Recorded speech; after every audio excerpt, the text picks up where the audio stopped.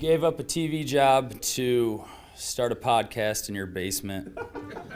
If that doesn't scream midlife crisis, I don't know what does. It was Championship Sunday here in Indianapolis. What's the mindset then coming in as a defending champion? I want to win.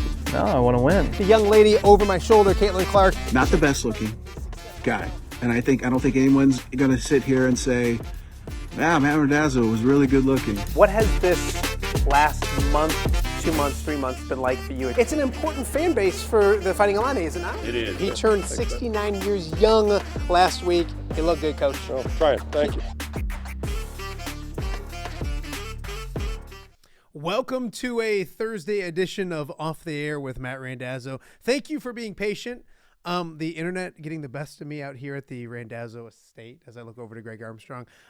We are ready for episode number 4. We are back up and running. Only 9 minutes late. That's not too bad. I want to thank everybody for watching who's supported the podcast so far this week. We're getting really close to 500 subscribers. We are at 490 at the start of the show.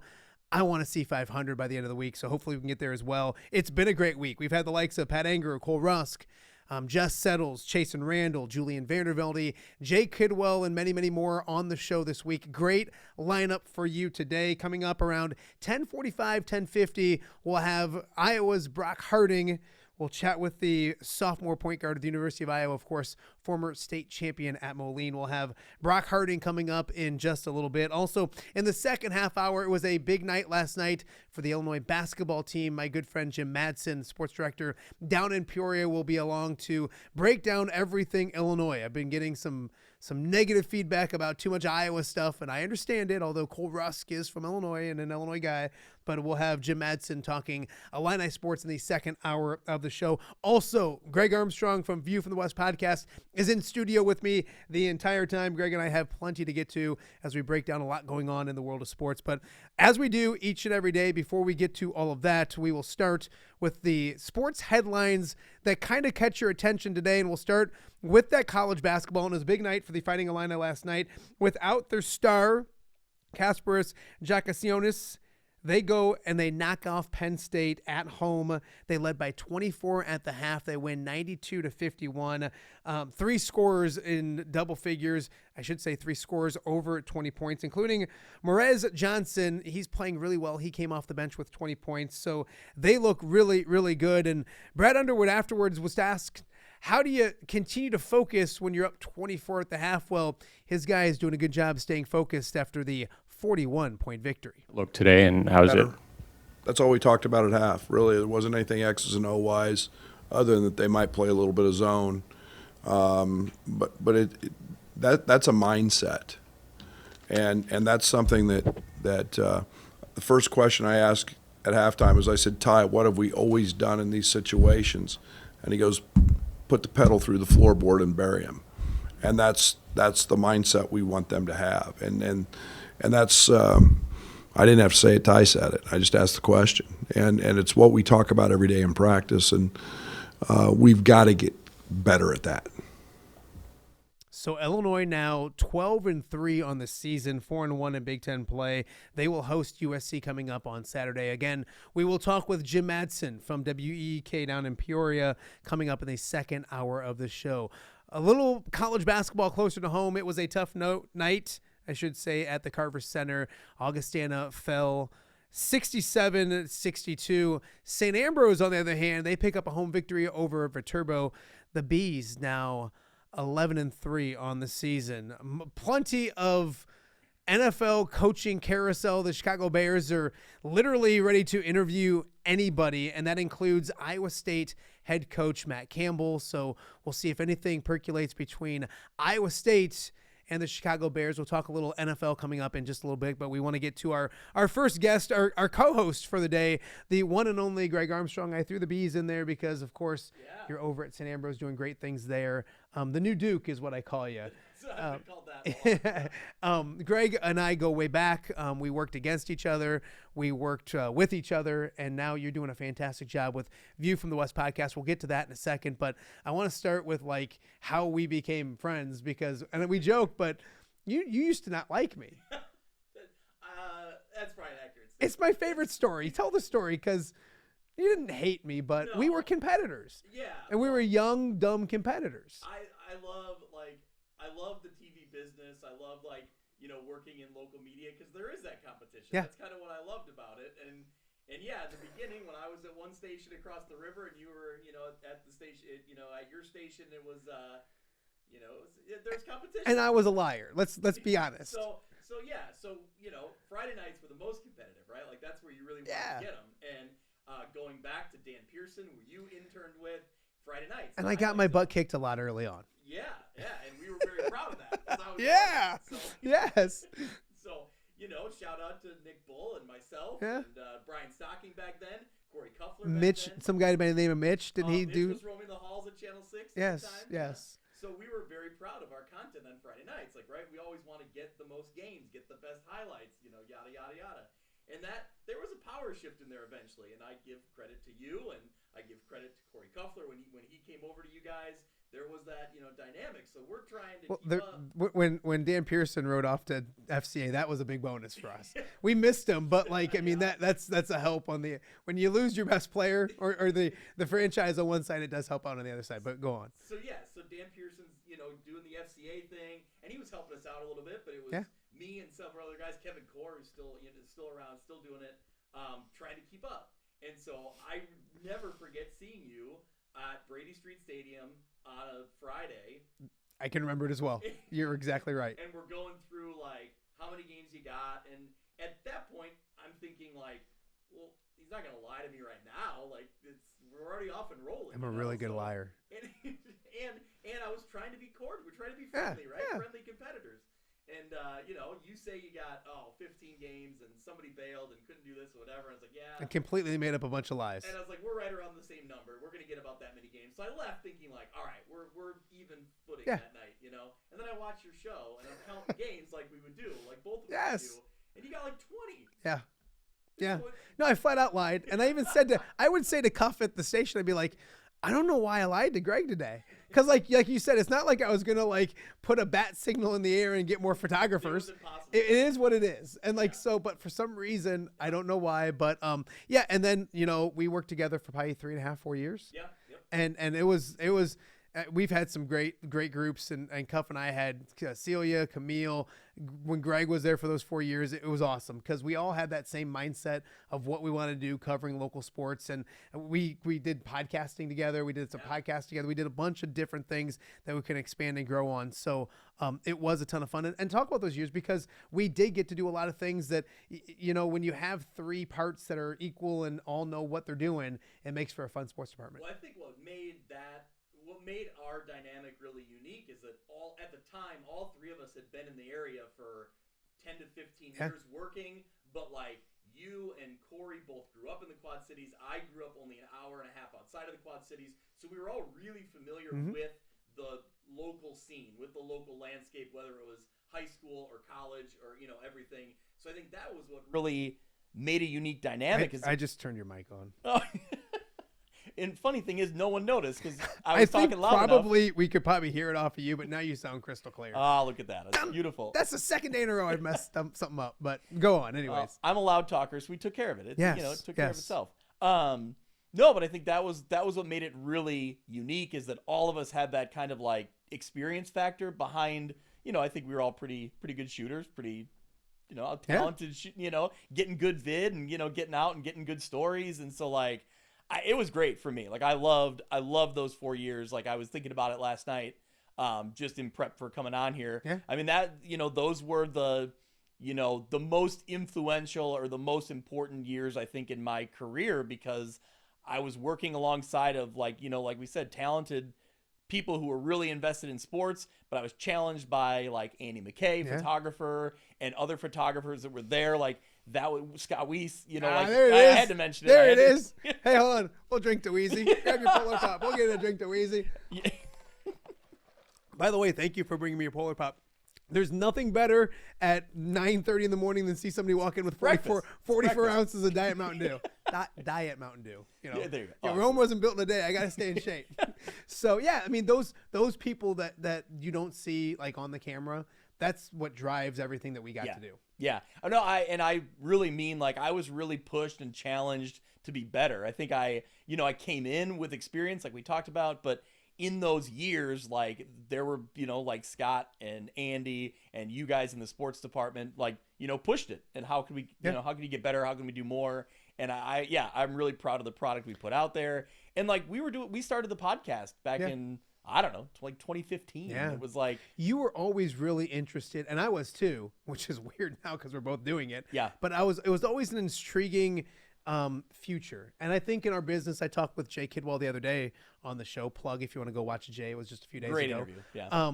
And we always talk about evolving. Yeah. You could, in my opinion, the years that you were there, you could see those were the early years of podcasting and what was going on, and you could start to see like, man, there's a future in doing this kind of stuff.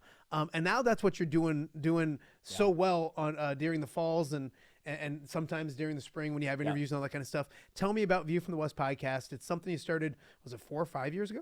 Yeah, this was our 5th football season. So our and first it's grown though, man. I mean, like that's watching the fun part. watching it continue to develop is awesome. Tell me about how it gets started and then what you do.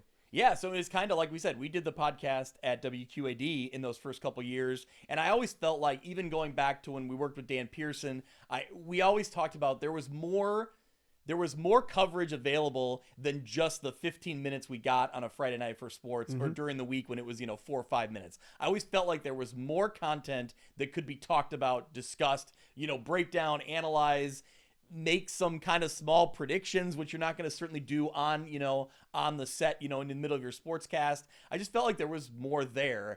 And so when I left WQAD, again, I loved what I was doing there. And that was a really hard decision for me at the time. Yeah. It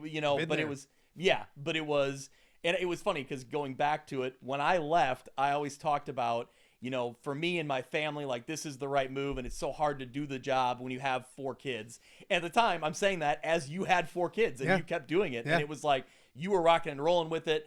And I just, I looked around and thought, like, can I have a better work-life balance? And anyway, we're kind of getting off topic, but I loved what I was doing, but it was time to, do something else. Yeah. And so once I got out of the business, it was like, man, I still miss How do you scratch the itch? Yeah, like I still miss some of that, right? Like, no offense to Joe Casillas, I didn't miss the, council meetings on a Thursday night. That's the first Joe Casillas reference on the off the air. First of many, Jose. First of many. So I wasn't missing those council meetings per se, but I was missing the, the covering the local teams and covering local sports. And for me, it was always high school football. I mean, I love baseball. Baseball is probably my top sport. That's the one I played the most growing up and through high school. But you're a White Sox fan, so then obviously you need to find something different. Yeah, I need to find something else. Exactly. And like there is a niche of like basketball, like in high school, like my school was a basketball school. Yeah. That was where we, had the most success and all that. And but something about football, and it brings communities together, and especially when a program is rocking and rolling, and they're, they're the Friday night, they're the draw, the town is talking about it, and they're there, and something about the event on a Friday night. So I just knew there was more to talk about with high school football, and I just wanted to keep connected, and I just felt like there were, slowly, I didn't realize this at the time when I started the podcast, but slowly newspaper coverage is trickling away, and that's through no fault of reporters. They're just staffing is limited. Yeah. They're working, doing what they can, but like, when the Dispatch Argus and the Quad City Times combined, it's like you saw the writing on the wall. Like that's not a good sign.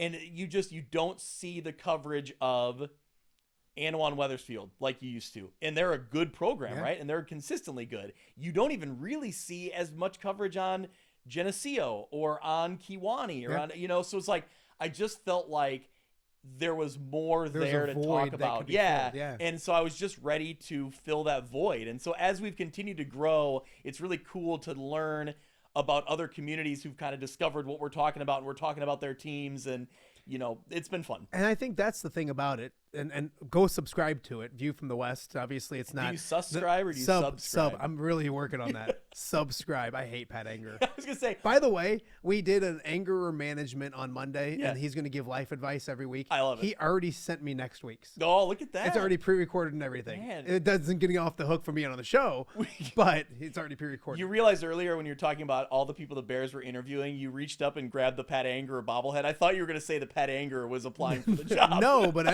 Everybody's still looking for their Dan Campbell. Oh, no Everybody's kidding. still No looking kidding. Well, for their maybe Dan on his Campbell. staff, we'll find one. Yeah, and there could be a Campbell, just a Matt instead of a Dan. Anyways, yeah. So, the one thing I kind of find out about Friday nights, and now I'm completely off of where I was going. What were we talking about? We were talking about the View from the West podcast. Yeah. So go and subscribe to it, and it's great content. But talking with people, you can on Friday nights. People want more. Yeah. And it's not a negative for what we've done, and we do a great job No. with it. And I think what the score does that's awesome is, and we'll keep people at games longer. Like you've stayed an entire game for us, Yeah. and giving but now people want more than just like 45 seconds, a minute. I mean, that's great. Don't get me wrong, but Yeah. and they want to hear people analyze it and talk about it. Yeah. And I think that's where you've kind of took the ball and ran with it, because people don't just want to see the game. They want somebody talking about their kids, not just after the game, but on Tuesdays when you do the pod Yeah. and all that kind of stuff. And I think that's it's taken it to another level of big boy coverage for high school sports. It's what you see in the NFL when it comes to the NFL Network and those kind of things. Yeah, I think so. Going kind of backstory, I had been in the Quad Cities for a year, about 05, 06, and I flew out to Bristol, Connecticut, and interviewed wow. for a job at ESPN. I didn't know that. Yeah, so it was like at first it was a producer job, and then as I was there like for 5 hours. I was there like the whole day. Yeah. And in the course of being there, I told them like I can edit, I can shoot, I can do whatever. And a lot of their shooting is done, through freelance work, around the country. Mm-hmm. And a lot of their editing is done in-house, but that would be what I would be doing, would be in-house. And it would be editing highlights that were sent down from a feed, kind of on the national level. And I remember leaving, being really excited because it was ESPN. Yeah. And I had essentially been offered the job. Wow. And another crazy story, I leave ESPN's campus and I have like an hour to return a rental car and get on a plane. It was like the craziest hour of my life. I made it. How do I not know any of this? I don't Go know. on. I'm at the edge. I'm like wondering what's going to happen, thinking that you actually worked that. I mean, No, so I get back. I know and, the like, answer because you've been here. I but- talked about it with my wife. Not my wife at the time, but talked about it with Becca. And She was one of your girlfriends at the time? I see what you did there. All right, go on. So in talking to her and talking to my brother who ended up working in this market, I felt like I would have missed going out and covering schools, whether it was high school level or even getting to the college level like Ambrose and Augustana. I felt like I was missing out on being able to tell those stories that ESPN isn't telling, right? Like part of what I really loved about covering local high school sports over even like going to an Iowa game for me personally was like, there's going to be 10 other outlets telling that story about Iowa. And I want to try to tell the best one, certainly. But what I really loved was going to Ridgewood basketball and being the only one doing a story about their, 18-0 start or whatever it was. That to me what was I loved the draw. about Greg was he would get, and we knew it. Yeah. He would get his teams. He would get his crushes, we'd call them, because like one year, like it was Muscatine. Yeah. It was Galesburg, Berg Pride, baby. Berg Pride, yeah. I mean, well, you there could was a tell- Ridgewood basketball team a couple years. Yes, Yeah. Yep. absolutely. So, and I think, and people ask me like, hey, do you miss what you did? And I mean, I don't right now, but I think there's going to be days like Fridays in the fall where like I'm going to be like, man, I miss the thrill of the hunt, the running around and getting it. But like, we're going to figure out ways to scratch that itch as well. So that's the nice part about it, is you can think of different ways to do different things. But no, it's been amazing. Greg Armstrong's here with us all 2 hours. Sorry for the late start. MediaCom. So, and I'm not going to bash MediaCom here, but we have MediaCom Internet. And 2 days ago, Kakert was here to start the show. Yeah. And it's same thing. The internet went out as we were doing our little countdown to start, but it popped right back on. And later in the day, I was telling my wife about it. She's like, yeah, I got a text message at like 10 o'clock saying that we're going to be working on the internet in your area from 10 to noon. It's my showtime. Seems problematic. And I'm like, well, thank God nothing happened. Well, sure enough, and I don't know, my wife's out of town now, so I don't know, but like, all of a sudden the internet went down. And luckily I did have some people text me like, hey, I don't see you. So that means that's a good people are sign. watching. But we're back up and running, and I have no idea if we are still running, but hopefully they quit working on it recently for the next couple hours so we can do this. Coming up on today's show, Brock Harding will join us in just a little bit around 10:45, 10:50. We'll talk about their thrilling victory over Nebraska the other night. We'll also look ahead to Indiana coming up this weekend. Second hour of the show, the Illini with a big victory last night, basketball-wise, Jim Matson, and we'll talk a little bit about covering local sports with Jim as well, plus a bunch with the Illini for basketball and football. So thanks for joining us on a Thursday. Greg Armstrong is in the house. And so if people are wondering about View from the West, talk about its growth, talk about what you guys are doing and all those kind of things before we move on to other sports topics. So we had the plan to start. I say we, but at the time it was just me. Yeah. Like I was planning to start in the fall of 2020. And obviously that football season didn't happen in Illinois at all. There was no, not even a hybrid football season.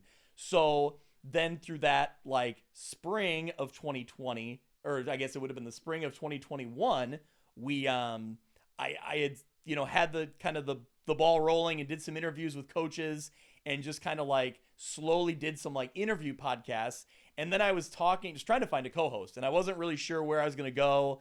And, I knew, Mitch Stormer, who'd been an intern at Channel 6 back when we were working for the Highlight Zone, and we had stayed in contact. We'd always kind of joked about high school football and talked back and forth, and he's a Morrison guy, but he had moved out of the area. He lives in Ohio. So I knew he was a uniform guy. He's a big, you guys in your uniforms. a big uniform guy. So I said, Mitch, I have this podcast I'm starting up, and I want to have some fun and do like a full uniform episode where we like talk about uniforms, take like our best ones from each conference. I remember that episode. And put them against each other. It was great. It was a ton of fun. And I don't know if Mitch at the time thought that he was like signing a unlimited contract to be on the show. A lifetime contract. A lifetime contract. But here he is 5 years later, 5 football seasons later, and he's still showing up on the Zoom call and still ready to talk. So it's around Tuesdays you record for the week? We record during football Tuesdays. Season. Tuesday episodes come out, and then on Friday nights, usually more often than not, I would say about 8-ish weeks out of the season. Maybe we'll take 1 week off. We'll do a Instant Reacts podcast where we hop on the air and talk right after Friday night games are over. That one's posted on Saturday mornings. Moving forward, we might be looking at like doing some kind of live Friday night, so people who are interested after games. And here's the thing live. and you're looking at some of the stuff I do, and you've got great equipment and you're upgrading and all that, but like you can literally say, and WQAD had coaches come on, or we'd have Zoom calls, and like that's so easy to do. Yeah. And like, not instead of just listening to Brian Stocking be negative the entire time, you can do those kind of things and bring on a Jeremy Adolphson or those kind of guys. So I don't know why Jeremy just pops in my head, but he did. So View from the West podcast, go check it out. It is a ton of fun.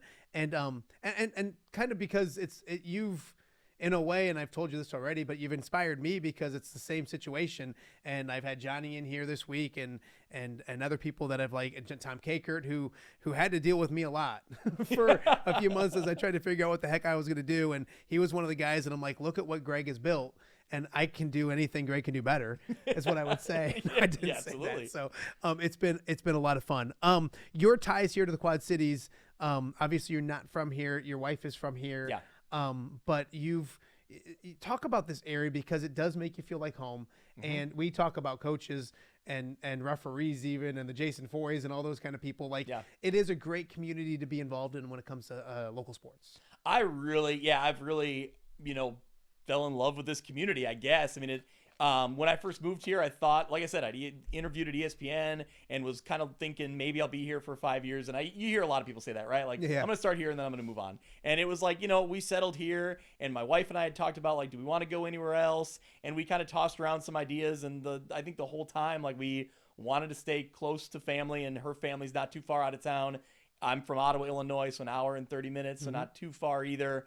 And it works for us. And looking at like the high school landscape, I really like that you have the Iowa and the Illinois side. And I don't cover the Iowa side as much, when I was in TV, I focused on Illinois, but I think it makes for a unique area. And you also have a lot of big metro schools like the Rock Island and Moline that are playing, some of the real big ones, especially when they get into state tournament level stuff. Like they're playing among the best teams in the state. But then you also have that really, drive an hour out of town and you find some amazing small communities. And that's the thing is when you drive into a small town and you look up and you're like, I don't know where the field is. Oh, yeah. And you think, oh, Dazzo, I'm in trouble. But if you look up and you're like, and you just go towards the lights and everybody in that town is there. Yeah, you've given people directions that way. Oh, Like Dazzo. the poor intern who didn't know where he's going, you just say, look for the lights. Yes, That's all just you do. look up. There's no, everybody's gone. It's dark. Just look up and go towards the light. And it's true. And and that's where you find it. It is a special vibe, a special. Later in the show, we're gonna break down some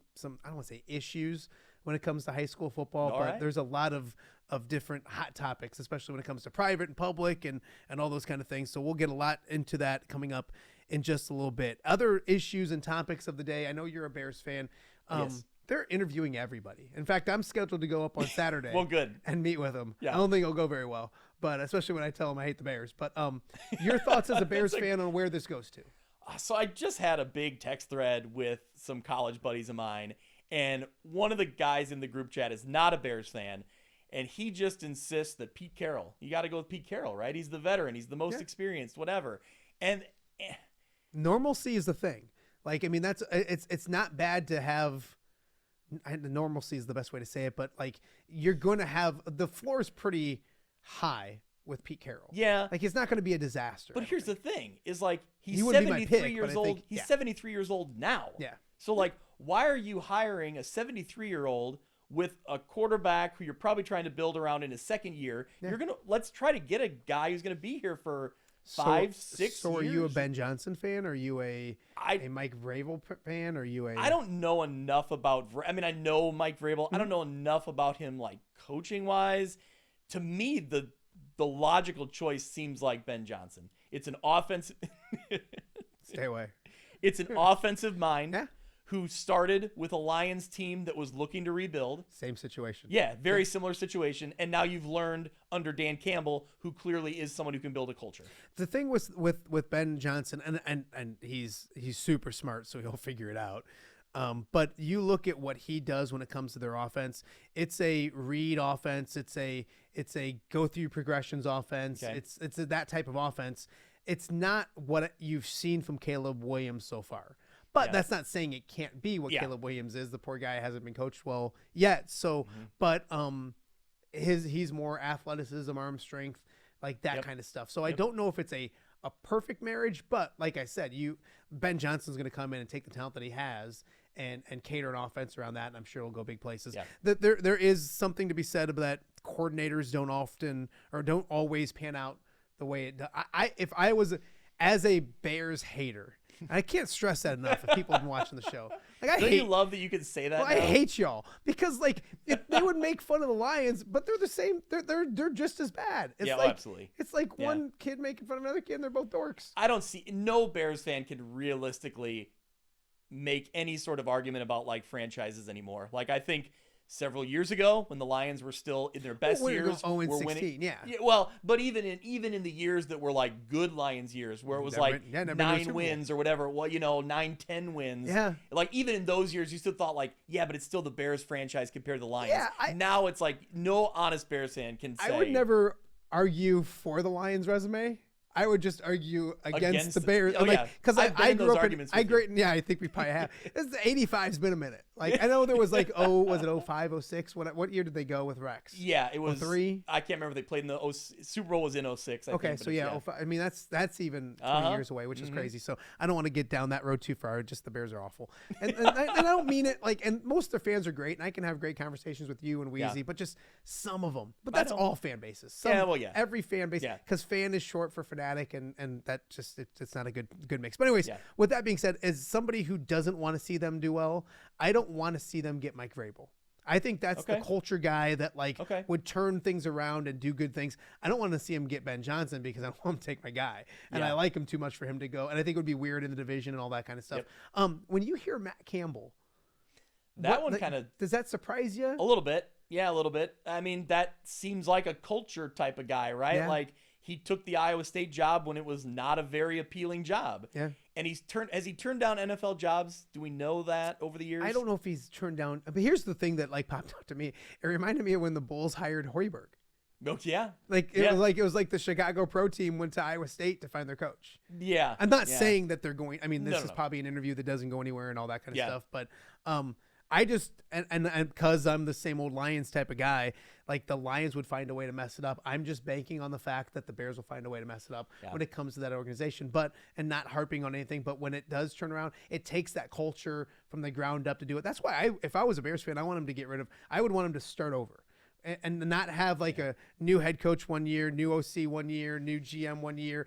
Get on the same page with things. Yeah. I think that's what Ben Johnson wants. Is he wants his own GM. He wants his own guy to work with. Yeah. I think Ryan Poles knows that, and so he's like, I don't want him coming and me getting fired and all those kind of things. Before we get to Brock here in just a few minutes, college football wise. Yeah. You're a Northwestern fan, but I know you covered a lot of Iowa when you were with us and all that kind of stuff. Thoughts on the whole college football, and we'll get into some predictions for tonight in a little bit. Okay. There's a semifinal tonight, but your thoughts on the whole college football landscape of I know that's a big question to get to. Just give me, but like when it comes to the transfer portal, the NIL, it's just a different vibe than when we grew up. Yeah, it is. And I heard you and Johnny talking about it on the episode the other day, and I agreed with what you guys said. Never agree with John Marks. The guy's ego. He's very complimentary to me though, so I'll agree. He with is. That. Yeah, he is. So I'll agree with him that. But no, but and I had the conversation with my dad yesterday, where like you said, it's a different world than it was, but I think in a good way in a lot of aspects because you get Coach Smith, whatever, who recruits you and says, hey, you come to this university and we're going to build around you. We're going to win. Here's our culture. And then the next year that guy's gone. Yeah.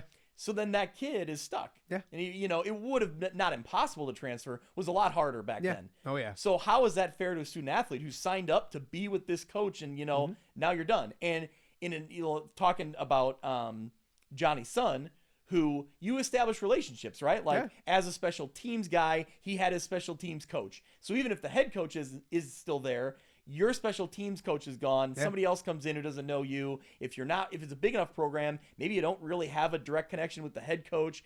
There's just things that can get lost in there, and that did not seem fair to the student athlete. No, I agree. And I think that when you look at players opting out of bowl games, I hear a lot of old-fashioned mindset saying, why don't they play? Why don't they care about their program? Why, whatever. There's too much at stake for a lot of these players to risk anything in a game that for them personally probably doesn't mean a whole lot. You know, like, does it mean something for the program? Yeah, it does. It's going to be a trophy in the trophy case. But for some individuals, it doesn't necessarily mean a whole lot for them. So I don't fault players for not playing in a bowl game. What I wish they would do is move the transfer portal back until after bowl games are done. Yep. And I don't know the logistics of all of it and if that'd be possible, but it seems like that would control some of the, the sports year and the academic year don't line up. That's a good point. So in order, they have to point. open it so that they can get to the next place by the next semester. I teach at a college, so I should think about that. Yes, there's a reason why you're sitting here is because you guys are still on break. That's true. I was telling my oldest, Charlie, because he's in high school, and we were talking about going back to after the break, and I'm like, it was a long break for you guys because I had an extra day at the end because kids don't go to school anymore. Okay. I don't know if you knew that, but it's like every other day, like my wife's like, hey, don't forget the kids have a half day. I'm like, why? Yeah. Go to school, learn. But and I was like, wait till you get to high school or to college, because it's like finals and like what I said to him was like somewhere in the December teens, like the 14th, 15th, kind of that area, and then you're done and you don't go back to like late January. And he's like, what, really? And he goes, what did you do the whole time? I'm like, oh. Those stories are for another day, son. That's talk. An off the air. That's an all. Yeah, you got at least 5 years before I could tell you that, and your mom is still going to yell at me when I tell you that. So, but yeah, that's what I think they got to align everything so that, and also regulations wise. I mean, they have to figure out a way. It's the wild west out there right now. To have a kid like Caden Proctor, and not bashing the kid at all, but have him go into the transfer portal. First off, decommit to Iowa, go to Alabama. Then go into the transfer portal, go to Iowa. There for like 3 weeks and decide to go back into the transfer portal and go back to Alabama is mind-boggling to me. Well, and like my question is like, so did he like go to classes for 3 weeks or like, it's just weird stories like That's that. cute. Like He doesn't go to class. That's cute. But you yeah, know, they go to right? classes. Like, it's a weird thing. Like, he was in Iowa City. Like, people confirmed that. Like, yeah. he was there. Camille was up there and did an interview with him. Yeah, so he went to the basketball game with the day he committed, and they did an interview and all that kind of stuff. It's just bizarre to me to think, like, you're there for 3 weeks. What changes in 3 weeks that all of a sudden, like... And I don't know, and I can't remember and that's why I shouldn't say, but it's my show. I can say what I want. I think he didn't get paid fully, but I'm sure he got, like, an installment of something. Yeah. Like, maybe that first installment of whatever you're going to get to come to a school. Yeah. So, like, did you just go to the portal, go to some place to get a little bit of a paycheck to go back to it? I don't know all that. So, no. Anyways, but there's a fine line where students can benefit from it, and then the other side of it, like students taking advantage of it. And so the Caden Proctor situation is one that is unique, right? It's weird because he's a highly sought after, student athlete, and then not just on him, but it can be a fine line of like, but it's hard to judge, like, what's the right reasons, right? Like, how do you judge who's doing it for the right reasons? You know what's funny is this is day 4, and I've not had like a water or anything to drink during the show. I just kind of go. And I can't stop doing this. Off the Air brought to you by Polar Pops. Not a sponsor yet, but could be. I've been using that. I've been using the heck out of that. So later in the show, we're going to break down the college football semifinals. One's tonight, one's tomorrow. Kind of give some picks. I'll also speak a little gambling for people that are out there. I have a play or two that you might want to use. It's your money, not mine. That's actually not mine. It's my wife's, but that's a whole different story. So we'll do that coming up. We'll also talk about the NFL playoffs. A big weekend of NFL playoffs coming up as well. And I want to talk to you about like some issues in high school football and how it can continue to get better, because there's always issues when it comes to youth sports and high school sports. So we'll get to those. Greg Armstrong's in the entire 2 hours here, and coming up right after the break, we'll be joined by I have a housewarming gift. You do? I do. I don't have my own bobblehead, so I'll You should have your own bobblehead. Have you thought of the you from the? I do like the product placement. Oh yeah. Well, and it's funny because I didn't apply this time, but like I was gonna wear my hat. Yes. But like sometimes I record stuff, sometimes I don't, so I got to keep everything. I can't just be putting hats on and off.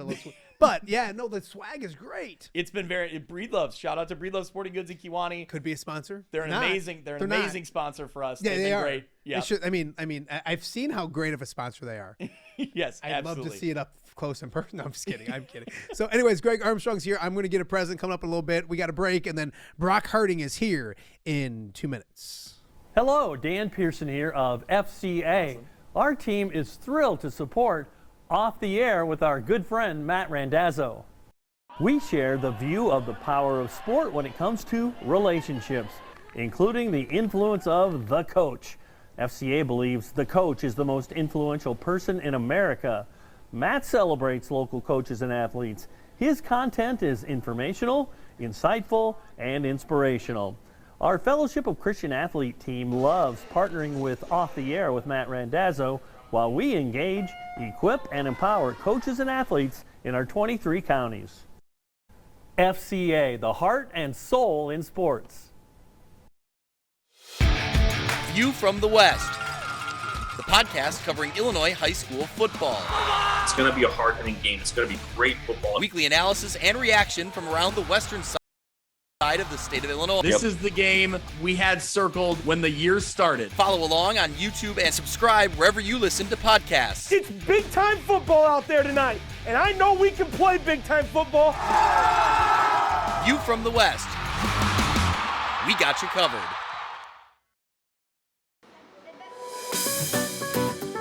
Are you looking for the Quad City's best chips and salsa?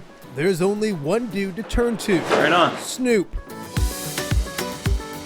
Hand-cut chips, fried fresh with that crunch you've come to love. And the most addicting salsa with delicious fresh ingredients each and every time. Pick up your chips and salsa, queso, enchiladas, and much more at the Stern Center in Rock Island. To place your order, simply call the man himself. It's Snoop at 309-314-8197 and find out for yourself what the rest of the Quad Cities already loves.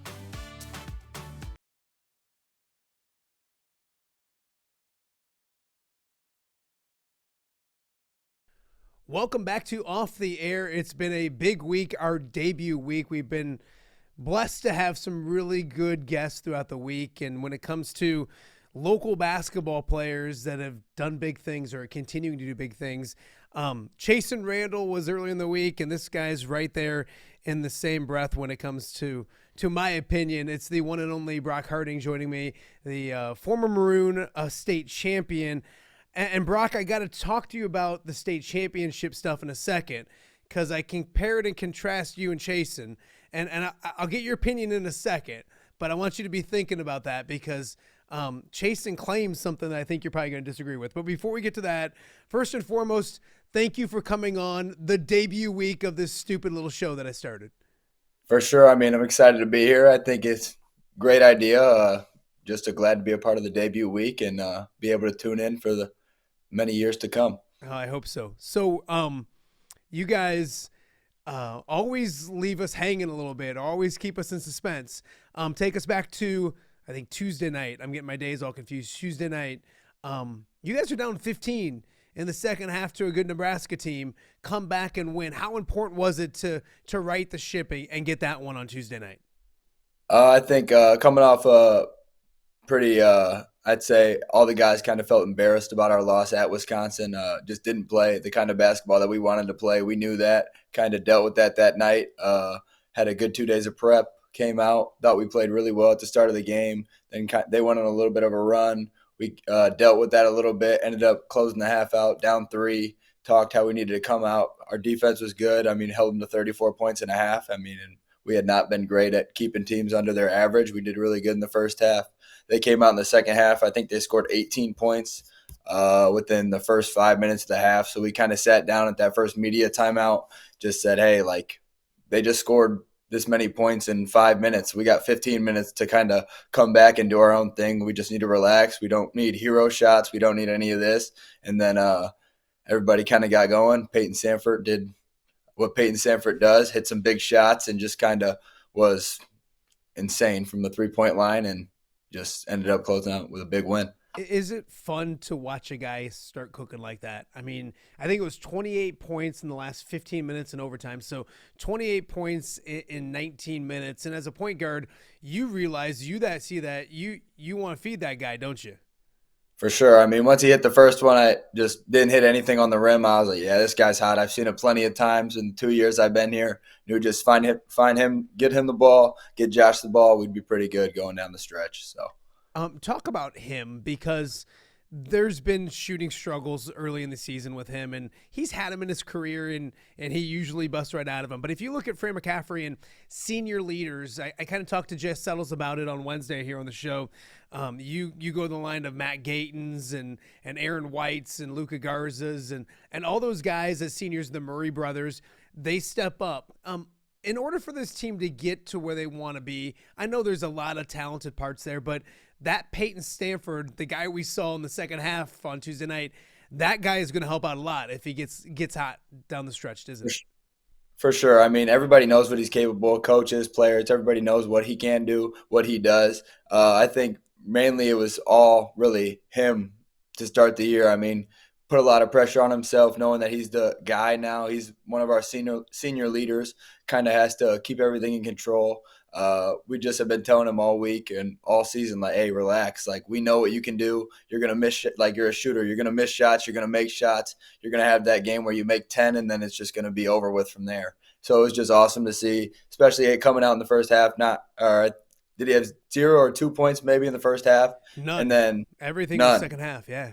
None in the first half. I mean, it's pretty easy to be like, okay, this isn't my game again. Just get in his head, gathered himself, kind of just came out firing in the second half. And, I mean, couldn't be happier for him just to get going, and couldn't be happier for our team to have him going and just add that new level to the team that most teams haven't gotten to see so far this year. So you mentioned Wisconsin. I won't go back and dwell on things we don't need to dwell on, but it seemed like the sky was falling outside of that team. Talk about what it was like inside that locker room. And some players talked about it after the game on Tuesday, but you guys never lost confidence in yourself. But I think you've already said you identified that was not the team that you expect to see on a nightly basis. How much did that loss kind of motivate you guys moving forward? I mean, for sure, everybody every year that I've been here so far, everybody says we don't play defense. We don't want to play defense. We saw comments after the game saying how they knew that we didn't want to play defense.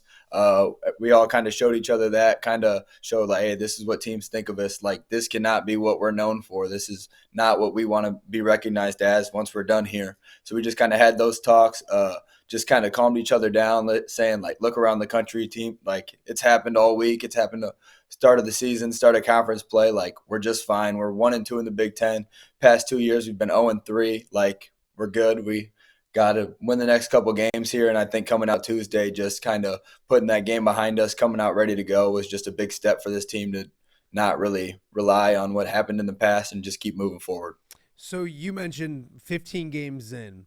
So almost about halfway through your sophomore season. If I told you that you led the Big Ten in assists per game and that you were third in 3-point shooting, I don't want to factor in the other night, but yeah, not anymore. Can you grade yourself after halfway through your sophomore season? I know you're probably going to divert or come up with a politically correct answer, but how do you feel you're doing halfway through your sophomore season? I mean, I think it's been a up and down year for me so far. I think I had a lot of high expectations for myself. A lot of my teammates had high expectations for me. I think I've done a great job of just kind of trying to take that leadership step and kind of losing my freshman year and kind of building off that, coming into a starting role this year, just kind of learning who I got around me, what guys I got around me, what I need to do on a nightly basis. I'd say the biggest thing I've been trying to lock in on, if you don't count the other night, is turning the ball over. You can't do that in the Big Ten. Had a couple too many the other night, but if I don't factor in the other night, I think I've done a pretty good job of kind of picking my spots, when to go, when not to go, just taking open shots, getting guys open shots, figuring out who's hot. I'd say just up and down so far all year, just kind of learning what it is to fully play in the Big Ten, play a lot of minutes, meaningful minutes, and just kind of withstand all the runs, all the ups and downs, and just kind of rely on your guys and the coaches to keep you level-headed and stay throughout the whole year. Consider it like a round of golf with the Hardings. It's a mulligan. Use that game as a mulligan. Forget about those turnovers and move on from there. Indiana coming up. And they just won tonight, and they're one of those teams, I think, before the season, people expected, maybe top 3-4 finish in the Big Ten, struggle a little bit early on. They seem to be finding themselves a little bit. How important every game is important in the Big Ten, I get that, but to start stringing some victories together, defending home court, this weekend's important, isn't it? For sure. I mean, now we're 2-2 in the Big Ten. To be able to go 3-2 into this California trip we have coming up next week, I think it'd be huge. And to beat a team like that at home, it should be a pretty good crowd. It seems like a lot of people are excited for the game. To take that win, they're 4-1 in conference now, I think. So to be able to beat them, go 3-2, I think that's just be a big step for this team, building confidence and just keep momentum going in the West Coast trip. I talked to you on Media Day, and we talked about that new jump shot, working with Matt Gatens and Jordan Delps of the world and all that kind of stuff. Now, I'm not a professional, I'm not an expert, but it looks better. The results look good, I guess I should say. Yep. How has it felt for you? And I know you wanted to shoot it better this year. You have. Where is that jump shot at right now and confidence-wise when it comes to you? I mean, if you take out hitting the side of the backboard on a corner three yesterday, it's feeling pretty good. Whenever I get it, my teammates have confidence in me making shots. I have confidence that they're going in, so I'm going to keep shooting them. And just seeing those numbers jump from my freshman year to now just kind of makes me trust my work even that much more, just trust what Coach Gatens has worked with me on, and just kind of going back to those mechanics and just trusting what I've done and trusting everybody else's faith in me to make shots.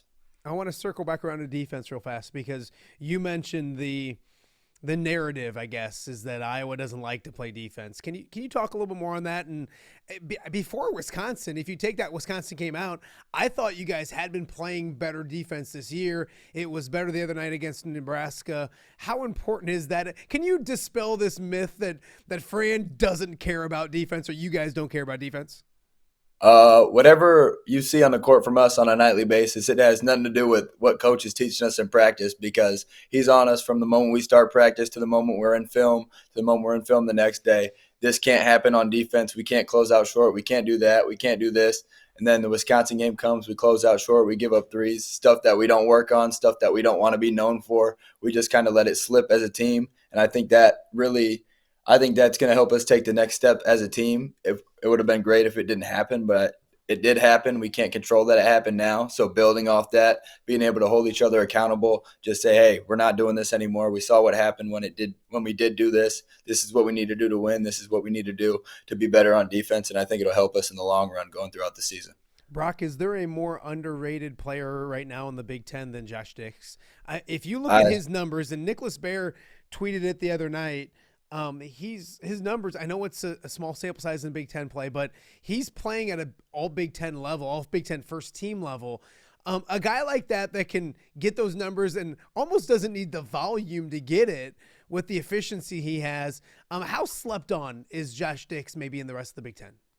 I mean, it's insane. I'd love to see what other team scouting reports are of him, just the way that he plays the game, the way that, I mean, you can't give him any space, three-point line, mid-range. I mean, a true three-level scorer, finishes at the rim, can rise up on people. I mean, just the way that he's played so far throughout this season. We saw it towards the end of the year last year, just that confidence start to build and build. Then over the summer, it became even more confident player, and then we got into this season, and it's just been a straight killer and a silent killer, which makes it that much more fun to watch. One thing I've enjoyed this year is seeing you and Owen on the floor more together. I think that didn't happen as much freshman year. It's happened this year, but I want you to take us off the floor because I got to know you guys pretty well your senior year. Are you still dominating him and everything? Are you still schooling him in video games? Has he given up, I should say? Or where's the competitiveness maybe off the floor with you guys? If you ask him, he's not allowed to play video games with me anymore. He's not good enough for the level that I expect on the game, so he's not allowed to play with me anymore. He can attest to that. He's been working to try to get better, but he's not to that level where he can compete with me yet, so we don't do those anymore. Other than that, same goofy relationship we've always had. Annoy him, he annoys me, and that makes us better on the court together. It is interesting. You guys are like brothers, and watching and observing. And I don't know why you let me and my photographer do it, but we actually observed you off the floor, and you are like you're like an annoying little brother, and he's like I'm the big brother. Big brother. I'm the big brother. Yeah. You're almost like a bad WWE tag team. Like you're the small feisty guy. He's the big.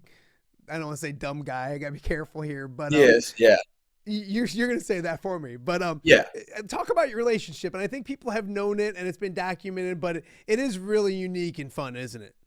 Yeah, I mean, just going back to when we got to know each other, it's just always kind of been that big man point guard relationship.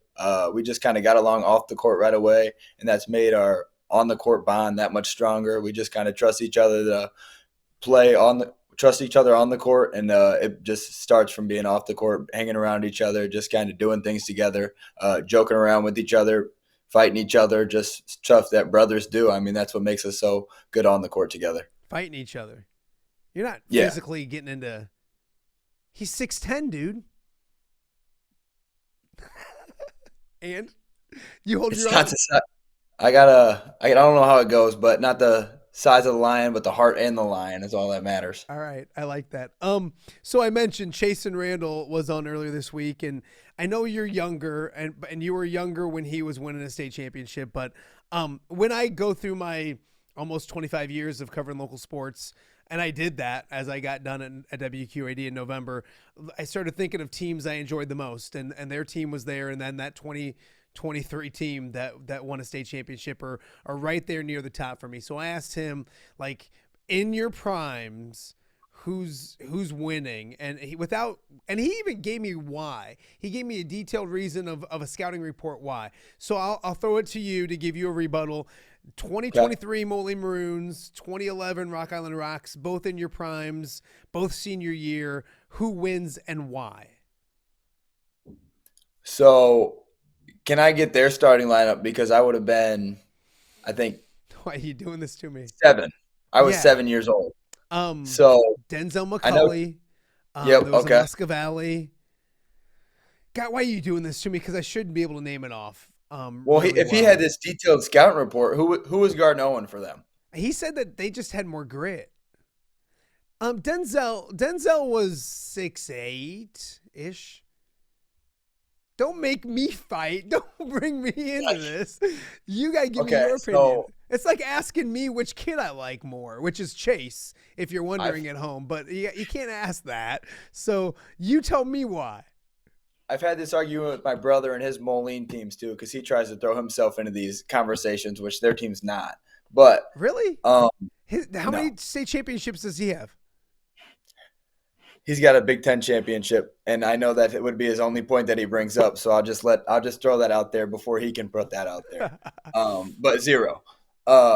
So Jasper Ogburn on Chason, I've seen him guard Cam Christie, who plays for the Clippers G League Clippers team. I've seen him guard Jalen Griffith from Simeon. I've seen him guard all the best players, and nobody has liked going against Jasper Ogburn because he's going to untuck your jersey. He's going to tap you on the butt, tell you good play after you make a turnover, just something that you don't want to deal with. And I know Chason's a pretty even-keel guy, a pretty level-headed guy, but, I mean, that gets pretty annoying if you ask me when you deal with it in practice every day. So I got Jasper on Chason. I mean, and there's no way Denzel McCauley is guarding Owen. And you take Chason out, we throw the ball into Owen, it's going to be a pretty easy night. All right. Well, that's well said. So I'm assuming Moline is your answer. Without a doubt. Yeah. Yeah. Are you still following the Maroons? I know that I am. Owen's little brother's there. A lot of guys you play with, Trey Taylor's still there. You're not old yet. It's only been a couple years. So do you keep track as much as you can? And your thoughts? Have you seen them play this year? Yeah, I went to I want to say it was the night before Thanksgiving, that Wednesday. They played, I don't remember who they played. It wasn't a great game. And then I watch most of them online when I can, Friday nights, because you can't beat Friday night Western Big Six basketball. Tune into a couple of games. I enjoy watching their team. Braden, Trey, they've had a great start to their senior year, figuring things out down the stretch. I know Coach Taylor gets things figured out when it starts to matter, and that's when you get to the second half of the season. Brady Welch has been playing great. Arthur's been handling the ball, pressuring people. It's been fun to watch so far. Just the different dynamic that they have now, being able to kind of run around, pressure people. Got Trey and Braden down low, making plays on the perimeter too. It's just Brady shooting threes. It's been fun to watch for sure. All right, before I let you go, I know that the Rocky Moline games were huge for you. I can remember some where I thought they were going to chase you out of the Rock Garden. You know Rock Island beat Moline already this year, right? I watched the game. All right. I had talks with the players. That doesn't happen. We got rid of that after my sophomore year of high school and thought it was done with. But guess we're just gonna have to get them second time around the conference when they come back to the old brick house. So that's the beauty part, is there's always that back. I remember, I think it was your senior year? Senior year wasn't close either game. But the one at Rock Island where junior year, second. You were second slashing and everything. Yeah. Oh, man, you were so. Well, I hadn't beat them my entire career, and so there was a lot of built up emotion from that game. And weird. You let it show a little bit. That's weird, right? Oh, I never do that. I'm pretty even keeled too. I appreciate you. Tell Owen I'm gonna bug him soon. We're gonna get him on this show as well. But thank you for doing this. I know you're super busy. You were feeding the homeless this afternoon. And you got games and best of luck at Indiana. We'll catch up real soon. And I appreciate you doing this. Be healthy, be safe, and we'll talk to you real soon. Sounds good. Thanks for having me. All right. He is Brock Harding from the Iowa Hawkeyes, former Moline State Championship winner. We'll have much more right here on Off the Air right after this. Hello, Dan Pearson here of FCA. Our team is thrilled to support Off the Air with our good friend Matt Randazzo. We share the view of the power of sport when it comes to relationships, including the influence of the coach. FCA believes the coach is the most influential person in America. Matt celebrates local coaches and athletes. His content is informational, insightful, and inspirational. Our Fellowship of Christian Athlete team loves partnering with Off the Air with Matt Randazzo while we engage, equip, and empower coaches and athletes in our 23 counties. FCA, the heart and soul in sports. View from the West, the podcast covering Illinois high school football.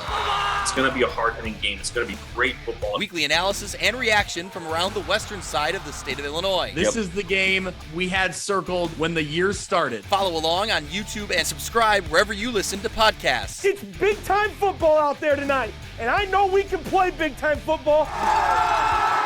View from the West. We got you covered.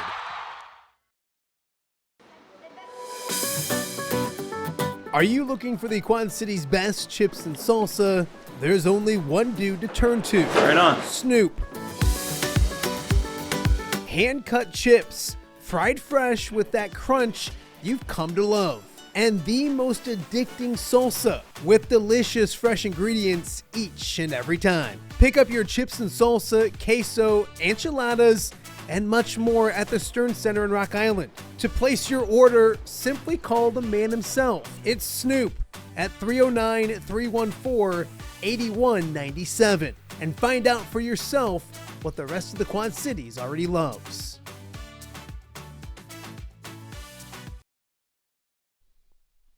Welcome back to Off the Air with Matt Randazzo, joined by Greg Armstrong. And Greg, it's been a stressful week. An adventure.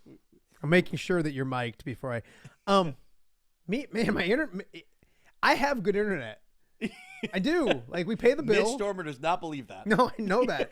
But it's been flawless. It was funny, on Tuesday, right before we started, Cake was up here and he was and the internet stopped. Yeah. And I didn't know why. And it luckily popped back on again. We were good. And later that night, I talked to my wife and I said, hey, for some reason, the internet, she's like, yeah, I got a text message saying they were going to be working in our area from 10 to noon. Yeah. And I'm like, I'm shocked that show went on. And my wife's in the air somewhere flying to Phoenix. And I guarantee you she's going to text me with like, hey, so somewhere Mediacom's working. Stop working in my area. We're doing a show. So we're back up. We're back rolling. Hopefully when we put this to YouTube later, it's just one big happy segment of fun. But yes, until then, we are good. If I see that turn orange, you might see me throw something, Greg, which would not be the first time Greg's seen me throwing something. Absolutely. But yeah, so I want to thank Brock for joining us and his patience. That was pre-recorded. He didn't go through the ups and downs and do the exact same thing over and over if you're watching. But he brought up a great, interesting, because we've had Chase. So if you go through and you have your teams, so we'll just focus on basketball. Yep. But my two favorite teams, and I know there's some Iowa side schools that get cranky with me, but 2011 and 2023, those two state champions, it means it hits different in Illinois. Yeah. It's just a different beast. It's harder to do. It doesn't happen very often. Exactly. Those are my two favorites. So Chasen obviously is going to say that the 2011 team is the best. Yes. Brock, of course, is going to say 20. It sucks that he was 7 when that happened. That made me feel really old. When he said that, yeah. Okay. So first, I guess I'll throw it to you. Which team would win? Oh, that's really tough. It's like picking your favorite kid, Casey. Right? But he's the only one that would have a shot at watching this. Yes, so yeah, that's so a good that's call. why. Yeah, exactly. You're not watching this as a family later on tonight? Well, maybe we might. No, you won't. No, okay, so I was working here. I was living in the area for both, but I was not working in media for the 2023 Moline team. Okay, So yeah. I wasn't covering basketball actively day in and day I see out. that, yeah, I yeah. saw a lot of highlights though, and that team and the dynamic between Harding and Freeman, who still have that connection at Iowa, like that was such a fun, it's a fun connection to watch, right? And so like that team, this is really hard. You're gonna See, I think the Hardings are going to watch this. Okay. I think Scott and Shannon are going to watch this. Yes. I think eventually Coach Sigel will. Okay. I think Willie probably is. Yeah. Brock maybe. So I'm like, but if I have to take personal bias aside, and like, both teams are awesome. I don't know how you guard Owen Freeman. Yeah. And he made a good point. And Denzel McCauley was really good. So give me the starting lineup, because that bugged me and it made me mad that Brock put me on the spot. Yeah. Okay. And when you said him to me, I was like, You were pretty close. You had Royce Muscavalley. Yep. You had obviously Chase and Randall. Yep. Denzel McCauley. Yep. Devin Jones. Yep. And the fifth starter was Keith Kesey. So I was gonna say Devin Jones when I did the interview, and I wasn't quite sure. Yep. Yep. And then so you had Keezy. Royce Muscovally was 5'11". You had Deshaun Banks, who was 5'10". He was a senior that year. I don't know how much he played. Let's see if I can find. Look at you. No, he didn't play very. Look at the internet working good right now, isn't it? Yeah. Finally. So he was 5'10", but it didn't look like he contributed a whole lot. So you had though, Denzel McCauley was 6'8", right? Yeah. So yep. Yeah. But I watched Owen in that state tournament. He was the difference maker. So you know what I would have loved, and Brock brings up Jasper Ogburn locking down Chasen. I love Jasper Ogburn. Nobody locked down Chasen Randall. No, he was so. And I was kind of upset with Brock kind of just passing Chasen along to somebody else to guard. Yeah, that'd be a fun matchup. Why doesn't Brock want? Remember the lion, heart of the lion, whatever nonsense he was saying? Yeah, I want that. I want to see that matchup. So maybe we'll put it in the some type of social media later on today. We'll put a poll up. Which team would win in their heyday? Because those guys back in 2011 are not in their heyday anymore. Back in their heyday, who would win? Two fantastic basketball teams. So I don't know why I brought up the two guys that were 5 foot, and then the rest of the team was 6 foot or above. So I'm not. What was Royce? Royce was probably 6 foot. He was 5'11". That's why I brought him up as 5'11". Royce and Brock are. That would have been a good matchup. Yep. And then it would have been Ogburn and Chasen, because Ogburn was their defensive stopper. It would have been McCauley versus Freeman. And then Keezy and Jones. And Keezy was 6'4". So he was probably going to guard Trey Taylor. And then Devin Jones would have guarded, and both kind of shooters, Grant Welch. Yeah. I love me the Welches. So, and that's fun. That is fun. Yes. Yeah, it's fun. Yes, it is. So once again, thank you for joining us off the air with Matt Randazzo. We've had internet issues today, but if you're watching this later, we had no issues. That's right. Smooth show as always. And I kind of want to call every engineer I ever yelled at and apologize to them. Did you yell at them? No, and maybe spoke loudly too. Okay. Yeah. So most of them didn't. No, you know what? They all liked me. Let's move on. So it is college football's semifinals tonight. I want to kind of start with that, because as I was trying to figure out the internet, in which I could figure out nothing because it's not me. Okay. Well, quickly before we get to that, it's been a trying morning for you. But would this gift make you feel better? I do like presents. Would this make you feel better? Yes. You already know where this is going. Well, you should have gotten these. These are the best things ever invented. Okay. And they're not invented, they're just made. But if I have had one, it's been a long time ago. I'll be honest. I knew as soon as I said that. So the thing is, yes. I went down during this whole thing. I'm like, Greg, I'm gonna go downstairs and get some chips and stuff, get some snacks, because I need to stress eat. And you should, if I would have known. But I wanted to save it for the reaction on the show here. If anybody knows and follows me on social media, every November these come out, and usually they're gone by December. They did a much better job this year. They were relevant and they're throughout. The Hy-Vees I was at, they were pumped. You saw the big display right out front. Get yourself a little bit. All right. So I know they have these all the time, but I don't know what it is. But when it's in the shape of a Christmas tree, yep. And it's got, I don't know what it is. They're apps. Greg, there's 5 of them in here. And when I used to work at WQAD, I would take a lot of time off in December. Yes. And my kids would go to school, and I like to wrap Christmas gifts. I know it's a weird thing, but I don't mind doing anything as long as I can sit in front of a TV and do it. Oh, there you go. I'll fold laundry all day. I don't mind any of that kind of stuff. As long as I can sit and watch. So I would watch a Christmas movie or old episodes of Seinfeld, which kind of makes me want to do that this afternoon. And now that I got a box, but I would eat a whole box. I would eat a whole box. I was shocked there's only 5 in there. That's a little disappointing. Well, that makes me feel a little better. But yeah, don't worry about it. Yeah, I want to get a scouting report. I'll keep talking. Do we like cheers? Yeah, hold on. This is not normal. This is not what 2 normal men do. But all right. Oh, all right. They're delightful. Oh, very good. See? Mm-hmm. Well, that's. I can't eat the bobblehead. That's true. It would not taste good. If I put that in no, it would not. No, I'm not going to say anything. There's so many different ways to go with that. And I'm on YouTube. But I still don't want to. Let's divert that this bobblehead is when Pat Angerer had hair. It is, and like his teeth are really big. Yeah, his teeth are really big. And like, look at him compared to like, it looks like Dan Campbell could eat him. Yeah, absolutely. Which he should. So, anyways, enough with the decor. Thanks for that, man. Yeah, I appreciate that. College football playoffs begin tonight. First, before we get into those, have you enjoyed the new system?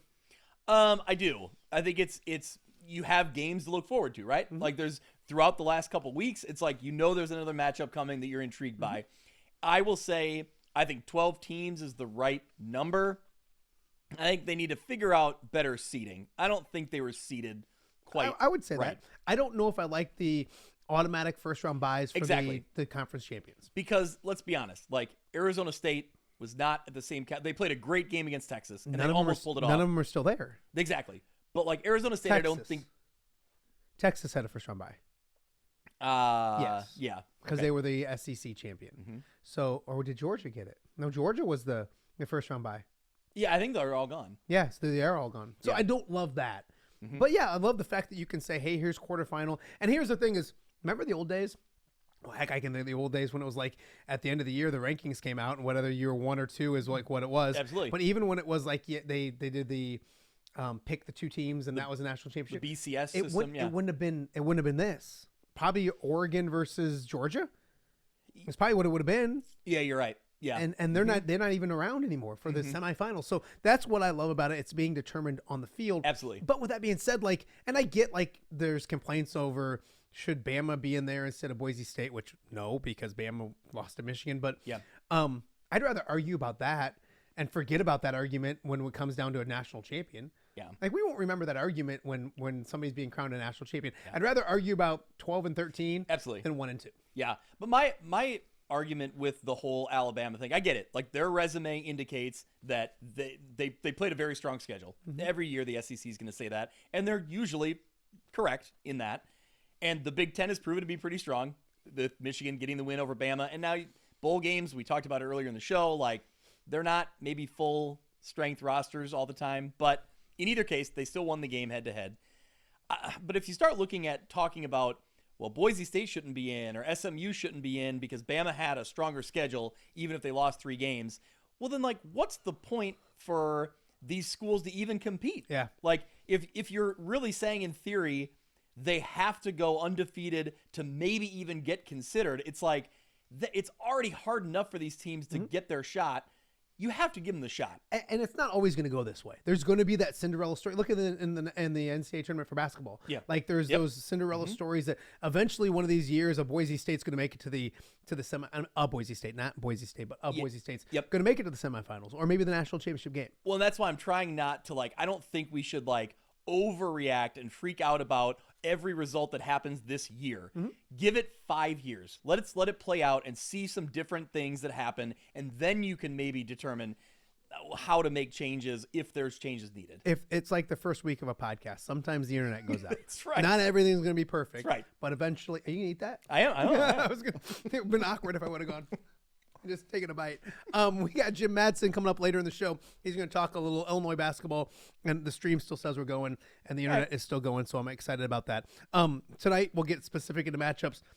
Big Ten versus Notre Dame, and that's always been intriguing to me because I think I was back in the day that guy that would have loved to see Notre Dame come into the Big Ten. They're in the ACC for basketball and stuff, but football, they're still that independent. A ton of Notre Dame fans in the Quad Cities. I'm a Catholic guy. So I don't dislike Notre Dame. They go up against Penn State. It seems like it feels like I'm going to get set to watch a game that I would have sat down in the 80s in my parents' house and watched a classic bowl game. I don't even know how often they played. Did they play a Sugar Bowl in the 80s? They're just too traditionally, that white helmet of, and then the Golden Dome and all that kind of stuff. So your thoughts on the game moving in as we get ready to kick this thing off later on? Mitch is a big Notre Dame guy. He was my co-host on View from the West. He was good friend of mine. He was love me some Mitch. I'm a Mitch guy now. That's great. We should get T-shirts. I'm a Mitch guy. There you go. I'm a Mitch guy. I'm a Greg guy. Yep. There are definitely coaches who are one or the other, depending on what we've said over the years. So I know one who's not a Greg guy. Okay, well, so Mitch texted and said, the internet was out because it was the universe telling us that we shouldn't go on and predict Penn State to win over Notre Dame. I actually, Mitch, was leaning towards Notre Dame. And tell me why. I think that their performance against Georgia. Now Georgia wasn't fully healthy. They were down, second string quarterback. The situation being what it was, they just looked really strong in that game. And I think they're playing great football at the right time. And when you look at Penn State's schedule, when they've gone up against Ohio State, Oregon, and what was their other loss? I'm Ohio blanking State now. for Penn State. Yeah, I think that's just the two. Okay, so when you look at those, when they went up against what we think was the top tier teams, they came up short.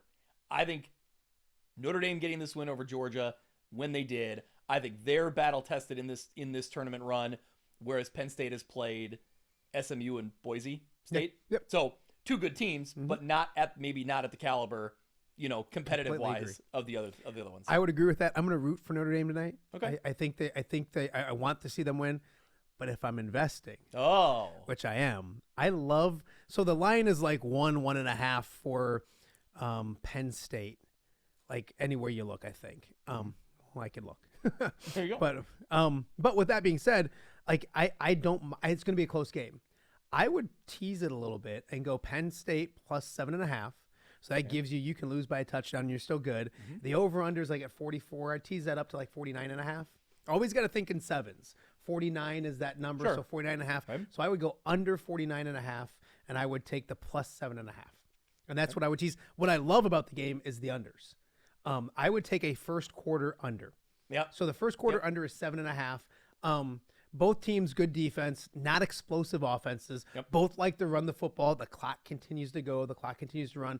And there's nerves. I mean, you're playing in the. I mean, so I feel like it's going to be a slow start offensively for two teams that aren't explosive offensively, that rely on some defense and all those kind of things. So 7.5 first quarter under, maybe even 21.5 first half under, and then maybe that little teaser. So if you guys want to lose some of your money, don't get mad at me, but I love the first quarter under in this game as well. Thanks, so tomorrow's game is Texas and Ohio State, and it's funny because I know we talked earlier in the week about this. The sky was falling for Ohio State. They lost to Michigan. Fire crazy. Ryan Day. They're the most talented team left. I think so. Yeah. I think they win tomorrow night, but I think they might win the whole thing, and that's a 9 seed, an 8 seed. Yeah. But when you looked at Vegas when things started, they were like the second most favored team to win behind Texas when everything came out. What do you think tomorrow night? What do you see tomorrow night? I agree with you. I think Ohio State's the most talented roster, and I think that they are playing really good football right now as well. I think they win that game over Texas, and I think they have a good shot to win the whole thing. And I said crazy to you earlier, like right now, because this whole story of like Ryan Day should be fired to he might win a national championship. So what if you're an Ohio State fan who 2 weeks ago was blasting the whole program and their head coach because he can't coach and he can't win the the game against Michigan, and then you win a national championship, like how do you like live with those two thoughts? I don't even know. Like, and you look at this too. You've got a guy that the system makes it work now. Like you can lose a game like that at the end of the year. Yes. And still not. They didn't play in the Big Ten championship game. No. They weren't even in the Big Ten championship game. But they're probably the best team. Yeah. Like talent wise, that's what $20 million will do for you. Like it helps when you have those type. So talent, you're probably going to get the most. It gives the most talented team a chance to win, even if they won bad Saturday in November against a rival and all those kind of things. But weird they lost to Michigan at home the way they did, and they could win the national championship. So I like Ohio State too. I'm rooting for. I'll pick Notre Dame tonight. Yeah. I still like them with the point. I like Penn State if you give me 7.5 points, but close game Notre Dame, close game Ohio State. Who do you got winning the national championship? Mitch is probably watching this, or eventually will. I will. My heart and my friendship with Mitch, I would say, man, I'd love to see my buddy Mitch celebrate a national championship. I think Ohio State's going to win it. Yeah, I would go Ohio State when it comes to just sheer talent, but I think it'd be a good football game.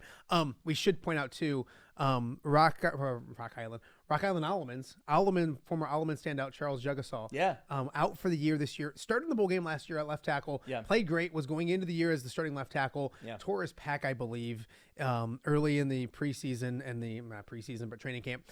Out for the year. He's back healthy. I heard that. And back on the field playing special teams as well. He's going to have a big future there. But cool to see a local guy playing in the national semifinals. We're going to get Charles Jugasaw on the show here.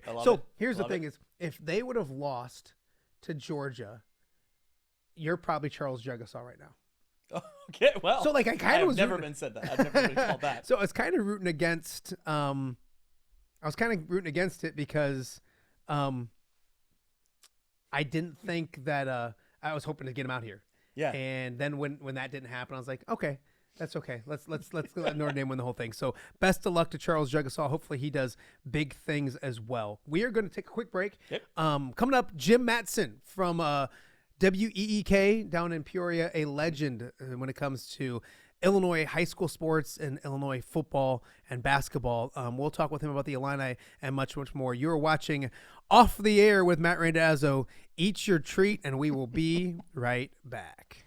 Hello, Dan Pearson here of FCA. Our team is thrilled to support Off the Air with our good friend Matt Randazzo. We share the view of the power of sport when it comes to relationships, including the influence of the coach. FCA believes the coach is the most influential person in America. Matt celebrates local coaches and athletes. His content is informational, insightful, and inspirational. Our Fellowship of Christian Athlete team loves partnering with Off the Air with Matt Randazzo while we engage, equip, and empower coaches and athletes in our 23 counties. FCA, the heart and soul in sports. View from the West, the podcast covering Illinois high school football. It's going to be a hard-hitting game. It's going to be great football. Weekly analysis and reaction from around the western side of the state of Illinois. This is the game we had circled when the year started. Follow along on YouTube and subscribe wherever you listen to podcasts. It's big-time football out there tonight, and I know we can play big-time football. View from the West. We got you covered.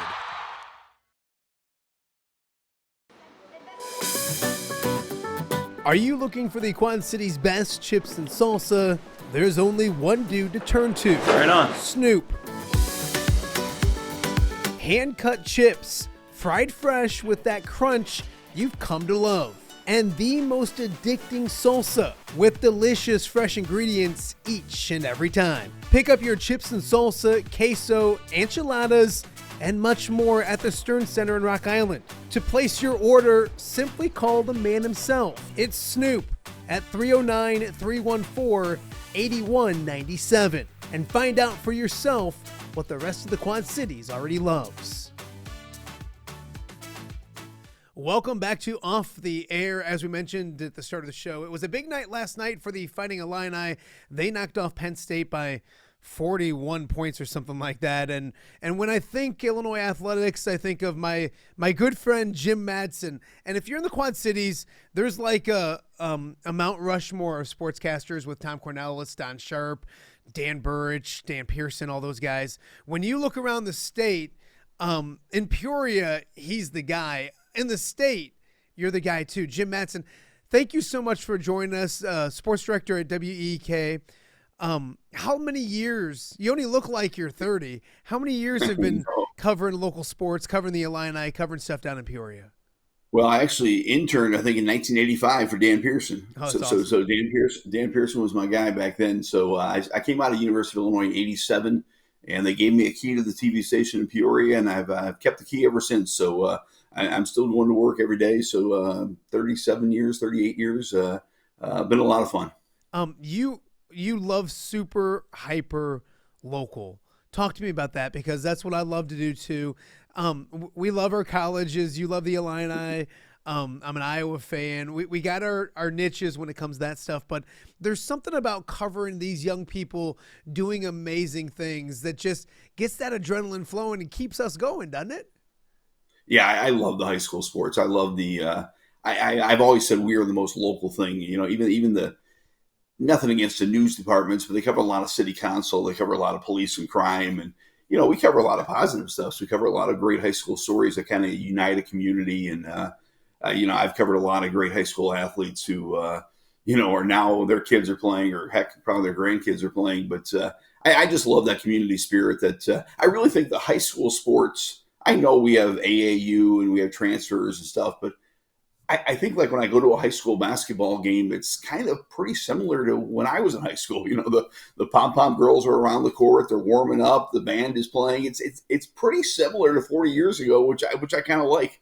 Yeah, and you mentioned nothing against news departments, though, but I'm out of the business now, so I can say, yes, there is, because it's amazing when you're in a meeting and they say we need to get more local content, and you're over in the corner going like, that's all I'm doing over here is like local. So it's a beautiful thing. Well, I love when they say, how long does it take to get to Brimfield?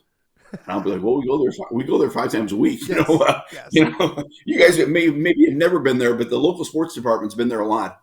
Yeah, no, I love it. And I've always admired the heck out of you, and you've been really good to me. So I appreciate it. And I'm really, really excited that you're here on my first week on this new venture that I'm doing, chatting with us. Let's talk about your Illini. You mentioned you're an Illini grad. You've covered a lot of good basketball teams.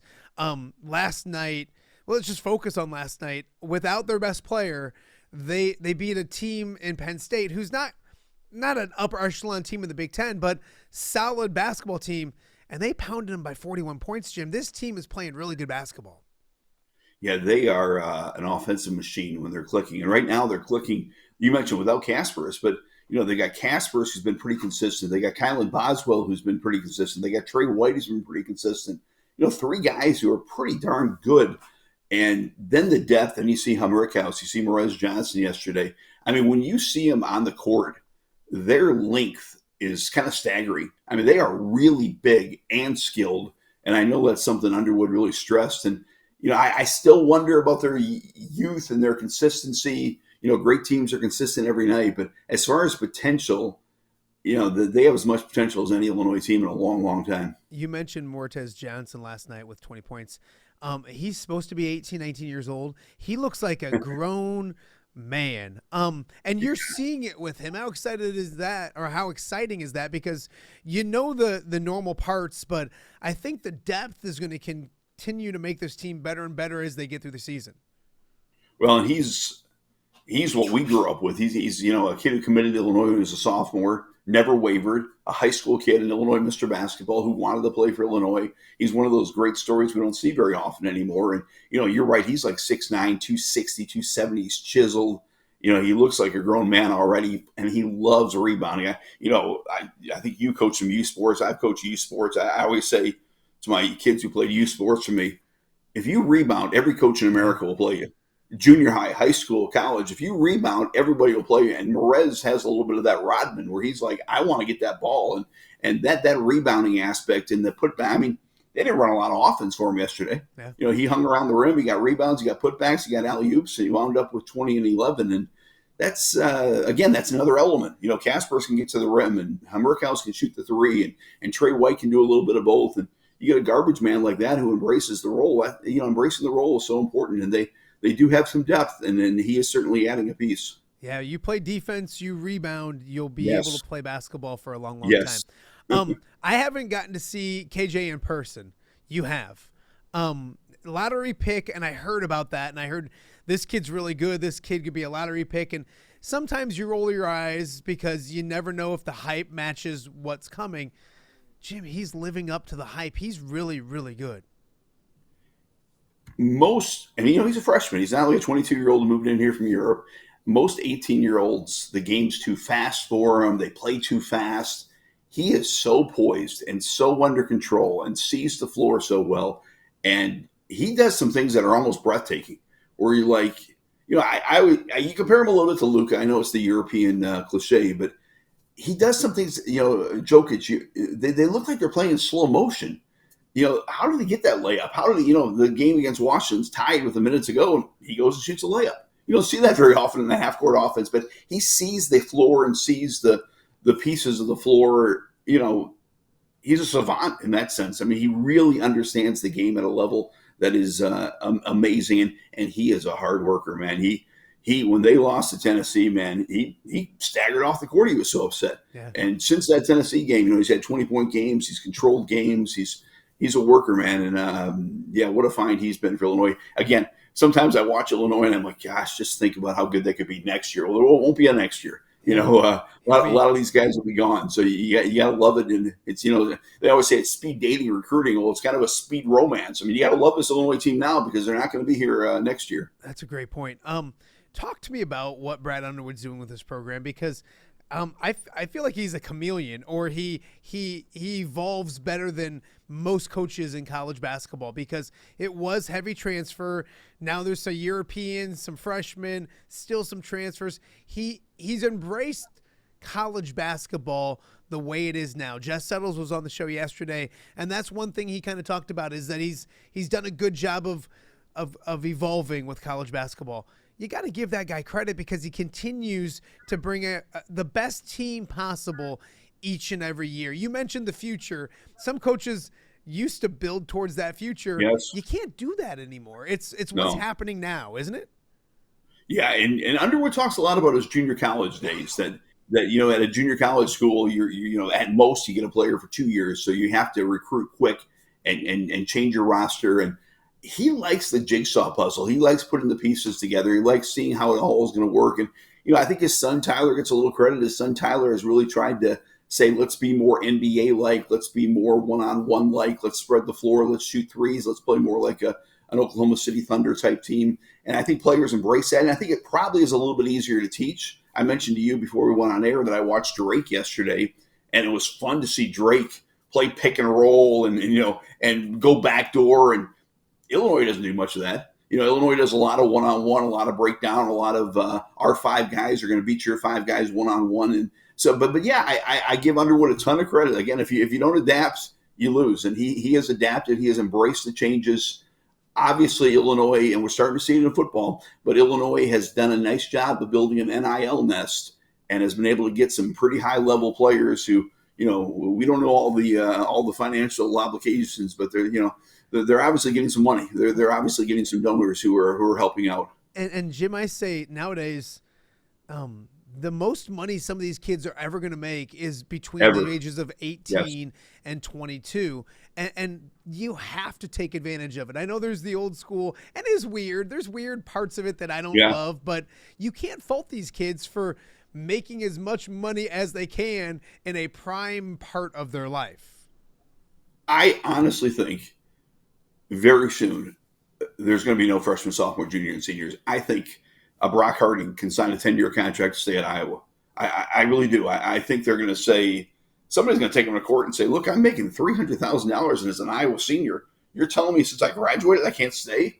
Screw that. I'll sue you, and I'm going to stay. And I think you're going to see the abolishment of freshmen, sophomore, juniors, and seniors. And I think there's some good in that, and there's some bad, but I think it's changed. But, we got a kid in Bradley in Peoria, Duke Dean. Duke's not going to play in the NBA, but he could be the face of Bradley for 5 to 10 years, and that'd be fun for him. It'd be fun for Peoria fans. I really think you're going to see that. I think you're going to see kids stay in college for 10 years, and if they have to go take a class, they'll go take a class. Maybe they'll take bowling, but they'll take a class. But they're going to get, like I said, they're making too much money. That it seems weird that, hey, your college days are over, your money's gone. That's not the way it's supposed to work. Well, you look at Coleman Hawkins, who wanted to go to the NBA, and he looked and he rolled the dice at maybe playing in the NBA or going to the G League, and I guarantee you he's making more money now than he would in the G League. So it's financially, it just simply makes sense. How good can this Illinois team be? With Jess yesterday, they're definitely a second weekend team. They're a Sweet 16 team. I think that's the floor, isn't it? And then the ceiling can be something pretty fun. Yeah, I mean, we've seen a lot of Kentucky teams with NBA lottery picks that at the end of the year, they never put it all together, and you're like, boy, they had so much potential. I do worry about Illinois being a team like that where it just – at the end of the year, you're like, geez, wait till next year, and there won't be a next year. I mean, some teams with great potential don't get there. But this team, you don't win by 32 at Oregon. You don't win Big Ten games by 40. I think that's the first time since 2004. You just don't see that. So when they're on their A game, Matt, they're going to be awfully hard to beat. But they'll probably be defined by how they are when they're on their C game. The other day they blow a 17-point lead to Washington. The D Darren teams didn't do that. They stepped on your throat and they put you away. If this team can get that killer instinct and put away games like that, sky's the limit. Because when they're playing their A game, when they're playing the game they played against Oregon or Penn State, nobody wants to play them. You mentioned football, so I want to talk to you about football because obviously Brett Bielema is a Quad Cities guy, came from Prophetstown, and I was talking the other day that Brett gives this program an identity that I don't know if they've had in a while. And the stuff during the bowl game, and he's just got a confidence about himself, a personality about himself that Illinois football hadn't had and it needed. And I know someone who loves the program like you got to love what Big Bert's doing down in Champaign. Yeah, he's brought legitimacy to the program. He is remarkably detailed. There's some things he does on Twitter I wish he wouldn't do. There's some stuff that I'm not too crazy about, but he brings a legitimacy to the program that you're absolutely right. Kind of a professionalism. I think the NFL kind of helped him in that regard. I think he is remarkably detailed. I think they're I look at Matthew Bailey from the Quad Cities was Illinois' final recruit, and he's been a player for him. Mac Resetich from Spring Valley Hall, Illinois' final recruit in the class. Those two kids are kids he hit on because they kept doing their homework and they kept working, and they said, let's go get that kid. And I think the kids he gets in the transfer portal, the kids he gets from high school recruiting might not have the 4 and 5 stars, but he knows how they fit in. And we saw a little bit of Badger ball at the end of the year, the barge, the running, the power attack. I've always felt like for Illinois to be good, there's a bunch of linemen running around Illinois. Find some linemen, find some running backs, and let's play power football. And he's got that program going real well. And the thing about Brett I always admire is that his first day when he got the job, it wasn't very sexy, but he said most games are lost, not won. Let's get out of our own way and let other teams lose. South Carolina lost to Illinois. Nebraska lost to Illinois. If Illinois just does things right, you can win a lot of football games. And again, it's not sexy, but it's pretty admirable. And boy, they got a lot of players coming back. And again, Luke Altmaier coming back, and obviously the running backs and the linemen, and now Gabe Akis. And it's a good time to be alive. My freshman year at Illinois, 1983-84, Illinois beat every team in football and basketball in the Big Ten. It's never happened since. It won't happen now in an 18-team Big Ten. But they went to the Rose Bowl. They went to the Elite Eight. I don't think Illinois sports has been as good since. But this year, Elite Eight basketball, 10-win football, and the optimism for the year ahead is pretty high. You mentioned the future because I think that's the cool part. Brett wasn't like wanting to throw a parade. I mean, it wasn't like he was happy with what happened, but immediately he was pushing forward. And I joke up here in the Quad Cities, Illinois won 9 games, and some Illini fans were super excited. He wasn't. Iowa won 8 games, and the fan base wants to get rid of the head coach. And that's because that's the expectation that Iowa football has gotten to. Yes. And I think that's what Brett knows. Brett wants that expectation in Iowa City to be what happens in Champaign. Is that a good analogy? Does that make sense? No, I have always said I am not a drunk Illinois fan who thinks Ohio State, Michigan, Penn State, let's slay the Giants. But I've always looked to Iowa City and said, why can't Illinois be Iowa? Why can't Illinois be Madison? Why can't we be Wisconsin? And I think Bielema says, let's be that, but then let's try to take it to the next step. Let's try to find that special quarterback that can take you to the next step, that can take you from the 9-10 wins. And now with the 12-team playoff, the invitations to the party have extended to the point where, Illinois, Iowa, Wisconsin should be thinking that way. You don't have to beat Ohio State, Michigan. It should be an expected goal. Absolutely. It's a realistic goal. That's one thing I noticed when the 12 teams came out. I was like, you know what? This is something that Iowa, if they don't mess up some games this year, they win, 10, 11 games. Illinois wins one more, and they're probably Minnesota. There. Yeah. So it's something they can definitely be done. There's an Iowa-Illinois women's basketball game tonight. And talk to me a little about what your experience has been like with Shauna Green, because Clinton native, I've met her several times, an amazing human being. That program's heading in the right direction as well. Some bumps along the way, but definitely heading in the right direction. Yeah, she's recruiting at a remarkably high level, and she's had some injury problems this year, and maybe they're not going to get over the hump this year, but she is exactly what the program needed. In fact, you can rave about Brad Underwood, you can rave about Brett Bielema, but she might be the best hire by Josh Whitman. And I personally, I'm the father of 3 daughters, and I know how good girls basketball is in this state. I've never understood why Illinois can't be good in women's basketball. And Shauna Green, I think, saw that right away and said, hey, there's no reason Illinois can't. Everything's in place. And she has done a phenomenal job. And, you got a girl playing for Iowa, Leah Guyton from Peoria, who those are the kind of kids Illinois got to keep here. Right now, Iowa with their sellout crowds and national TV and obviously the Caitlin Clark effect and just, 30 years of success, they're far ahead of Illinois in that respect. But you can catch up in a hurry. You start winning some games, you start building some excitement. And Shauna Green has done a great job of being a cheerleader for the program, a recruiter for the program. And now she's got the Big Ten's pretty big mountain to climb in women's basketball, but she's working very hard at it. Did you experience the Caitlin Clark effect? Did you cover when she went down there ever, or I saw her? It was wild, Jim. It was like the Beatles. It was crazy last year. Yeah, I didn't see her last year. I'm at home now. My wife's got some Caitlin Clark stuff around here. She got some Caitlin Clark stuff for Christmas. My kids love Caitlin Clark, so certainly I've never seen anything like it. Where a person has ignited a country the way she did. So it's been pretty remarkable. Especially, I always tell the story that I was at the Illinois-Iowa men's basketball game a couple of years ago, and I was on the baseline, and I looked over, and Caitlin Clark was standing right next to me, and I thought she kind of looked like a girl on the quad, like a chemistry student, or and I'm like, this girl right here has ignited the whole nation. It was amazing to me, and I gave her a double look, and I asked her, I said, my daughters play sports, and they just. I'm just so amazed by what you've done for women's sports. So, I see the WNBA ratings. I see my daughter plays volleyball at Monmouth College, and I see the pro volleyball league starting to form. I see the women's soccer that they just got the big franchise fee in Denver, and Caitlin Clark's had a major part in all of that. And I would be remiss to not ask you about Monmouth volleyball before we let you go. How was the freshman season? Roll Scott, she had a great freshman season. Now the coach left. So that's a little heartbreaking for her, but I'm sure Monmouth will get another coach in there. She's got a lot of great athletes. Anawan, Kaylee Sealis is one of her. He's a roommate and a great player, and she's got a teammate from Rockridge, so she's got a lot of Quad Cities there. But she loves Monmouth, Roll Scots, and we're proud Monmouth fans. I don't know if I texted you when it happened, but I called the game for MediaCom. MC22, and it was Augustana Monmouth. Augustana, yeah. So I was giving you as much love as possible on air. So, Jim, I appreciate you. You've always been great to me. You've always been the standard. Can I get one in real quick here, Matt? Yeah. So last night, between like 9:30 and 9:45, Randazzo starts texting me.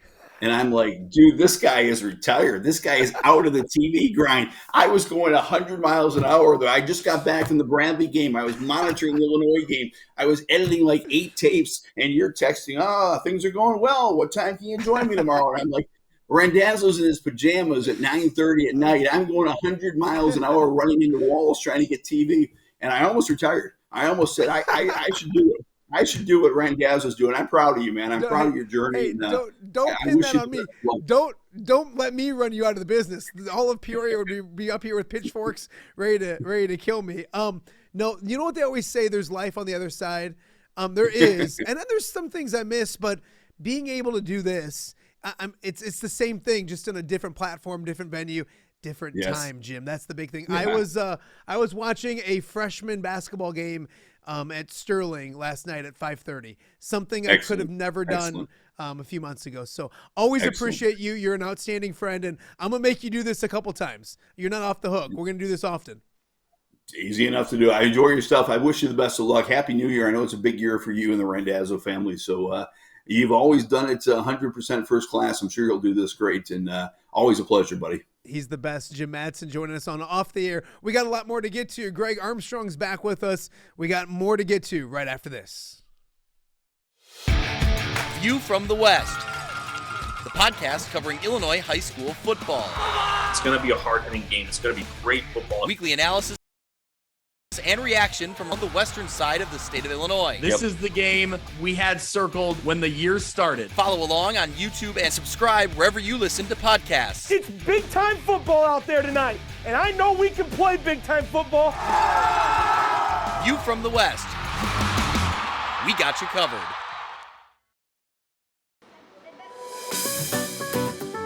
Are you looking for the Quad City's best chips and salsa? There's only one dude to turn to. Right on. Snoop. Hand-cut chips, fried fresh with that crunch you've come to love. And the most addicting salsa with delicious fresh ingredients each and every time. Pick up your chips and salsa, queso, enchiladas, and much more at the Stern Center in Rock Island. To place your order, simply call the man himself. It's Snoop at 309-314-8197 and find out for yourself what the rest of the Quad Cities already loves. Off the air with Matt Randazzo. That was cool. Did you see? Whoa. Did you see how it kind of did that thing? I don't know. I didn't even. I don't know how he did that. You're learning things as we go. Ooh, we're still online. We're still doing well. Greg Yeah. Armstrong, happy enough and nice enough, I should say, to join me, drive all the way out, bring me food. Yeah, Hang yeah. out for the morning. I feel Delicious. I feel like we're in college. So let's play some euchre after this. Yes. We'll hit the calf. Okay, And then okay. we'll figure something else to do after. Well, I was gonna say once we get to about 4 o'clock, we're good. Yeah. And then we'll hydrate ourselves. Okay. You're as well connected to high school sports in Illinois as anybody I know, and so there's so much good about it, but there's always these hot button issues, and one of them right now is it helps when the microphone's over here. I didn't just figure that out on my own. It helps. It's a lot of hot button issues. Yep. I think the biggest one right now is when you look at the state championships, and you can give me the details. Yeah. 6 of the 8. 7 of the 8. 7 of the 8. Yeah. Were won by private schools. Yes. And that's not that's not. But I think the thing that I think is the bad thing is what most of them were blowouts. All of them were blowouts. Especially on safe to say most were blowouts. Okay, Yeah. so and that led to everybody saying we got to fix the system. How do we fix it? How do we fix it? Yeah. Now, full disclosure, I'm an Alleman grad. Everybody Yep. knows that. So Yep. I do like the private schools. I'm not an anti-private school guy. And I went to a private school. You are as well. Ottawa Marquette. Is that Mhm. place still open? It is still open. It's thriving. It is still open. It is the smallest 11-man or a small school playing 11-man football. Really? Mm-hmm. So how does Greg Armstrong fix it? Does it need to be fixed? What do we do? I think the first thing is let's pump the brakes on there needs to be 2 separate classes. Let's get that off the board to start. Awful. And there are people who listen to this and may completely disagree with that, and that's fine. I do not think that's the answer, and we've talked about it before on our podcast. I don't think if it goes that direction, I hope it never does. If it goes that direction, I'll never say a state champion. I'll never say the phrase state champion because I don't think you would be. Yeah. I think you'd be the champion of the public schools or you'd be the champion of the private schools. Yeah. You're not a state champion because you didn't beat everybody, Yeah. in my opinion. Yeah. I don't think that's the answer because there are too many private schools like Marquette and and Marquette's the extreme example. I just said they're the smallest school playing 11-man football, but there's too many, or there's schools that would be left kind of out, on a fringe because how do you fit those small classes into one system? Yeah. Well, that's not right. Mount Carmel's going to play like Newman or Mount Carmel's going to play Marquette. That doesn't work. Yeah. So then it's you divide it into 2 classes, but even if you do, it's still such a huge range of those schools. So anyway, forget that. Yes. I think the bigger issue was the IHSA has gone throughout the years, kind of gone back and forth and made adjustments and tweaks to the multiplier, and then they added the waiver system. So if a team wasn't good enough for X amount of years, then they would apply for and they could be granted the waiver so they'd play at their own enrollment level. Okay. So that's kind of how Belleville-Althoff fell into Class 1A. Belleville-Althoff as a school, their enrollment is dropping anyway. But because of the waiver system, they had not had enough football success in the past. I don't know how many years it is exactly. They qualified for the waiver. They got it. They end up playing Class A. But when you start looking at the demographic. Where were they at? What class were they before they moved back down? Next year, I believe they'll be in 3A. Okay, They had so been in 2A and 3A in years past. Okay. Yeah. They would probably have won 2A and 3A? Yeah. I think Okay, they'd have played every bit as competitive as. Right, a 1-5. No, yeah. I would have loved to have seen them honestly play any of the teams in Class 1A through 4A that day. Okay. Just because they were that good. Yeah, They yeah. were that big. They were Yep. that fast. Deer Hill Jr.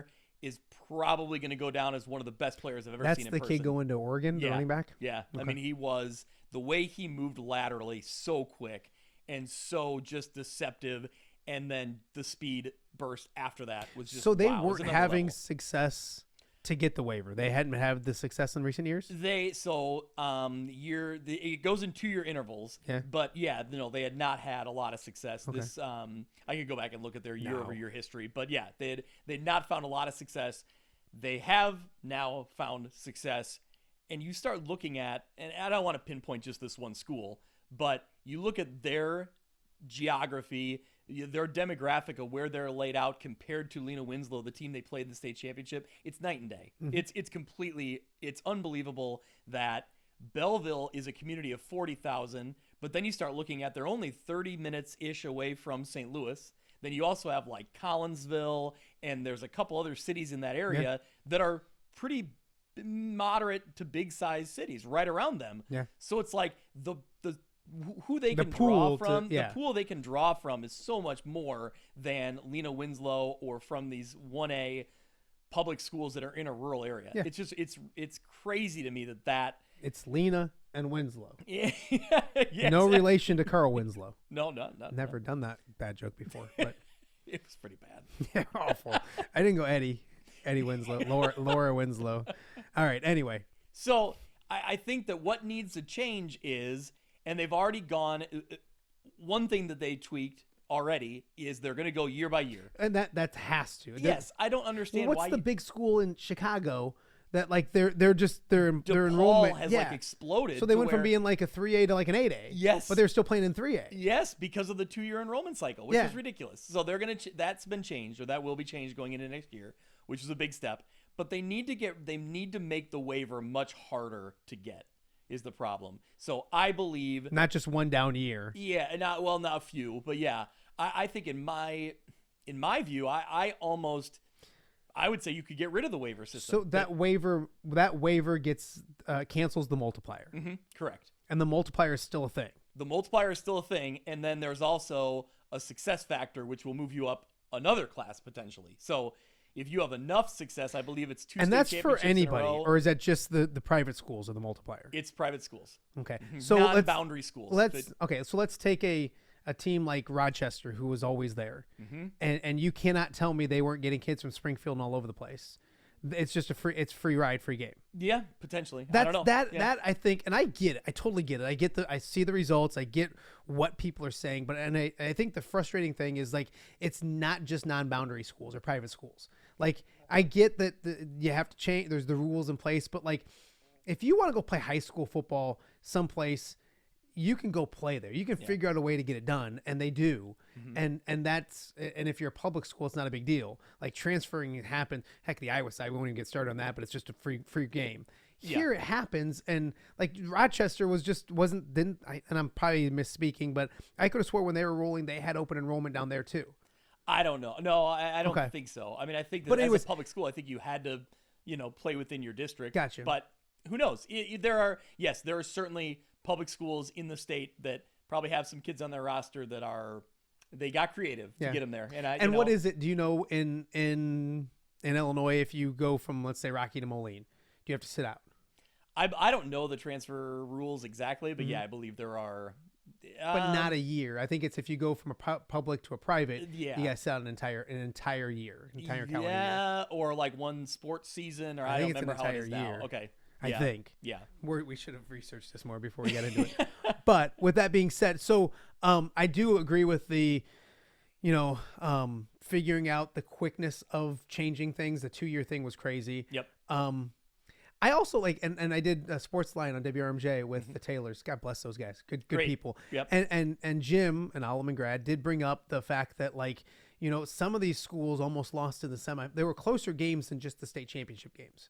Yeah. I don't know which ones, and he had them, and they made sense. But he's like, in 3A, yeah, this was a blowout, but that team almost lost in the semifinals, whatever. So, and we know that too. Like talking to coaches as we get ready for the postseason, like they don't want to go south, they want to go north, or it helps. Like it helps which side you get into, which brings up the whole conversation of do you just seed this thing and make it one big thing?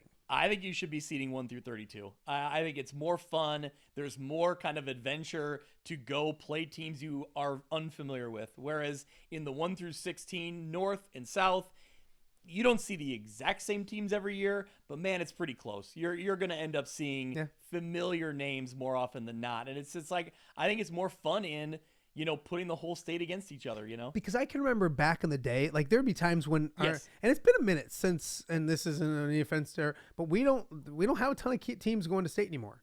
And back a while ago, like we would have, there was the one year where Stockton played, then Mercer County played, then Alleman played. Geneseo's been there recently. Newman's been there recently. But you're talking pre-pandemic. I don't think since the pandemic anybody's been down there from our viewing area. Exactly. The view from the west viewing area expands a little bit more. Yes, we have had teams. teams. With that being said, like I can remember when there'd be local teams and they'd be playing in the state semifinals, and you knew the winner of that game was going to win a state championship, or you knew the winner. So like.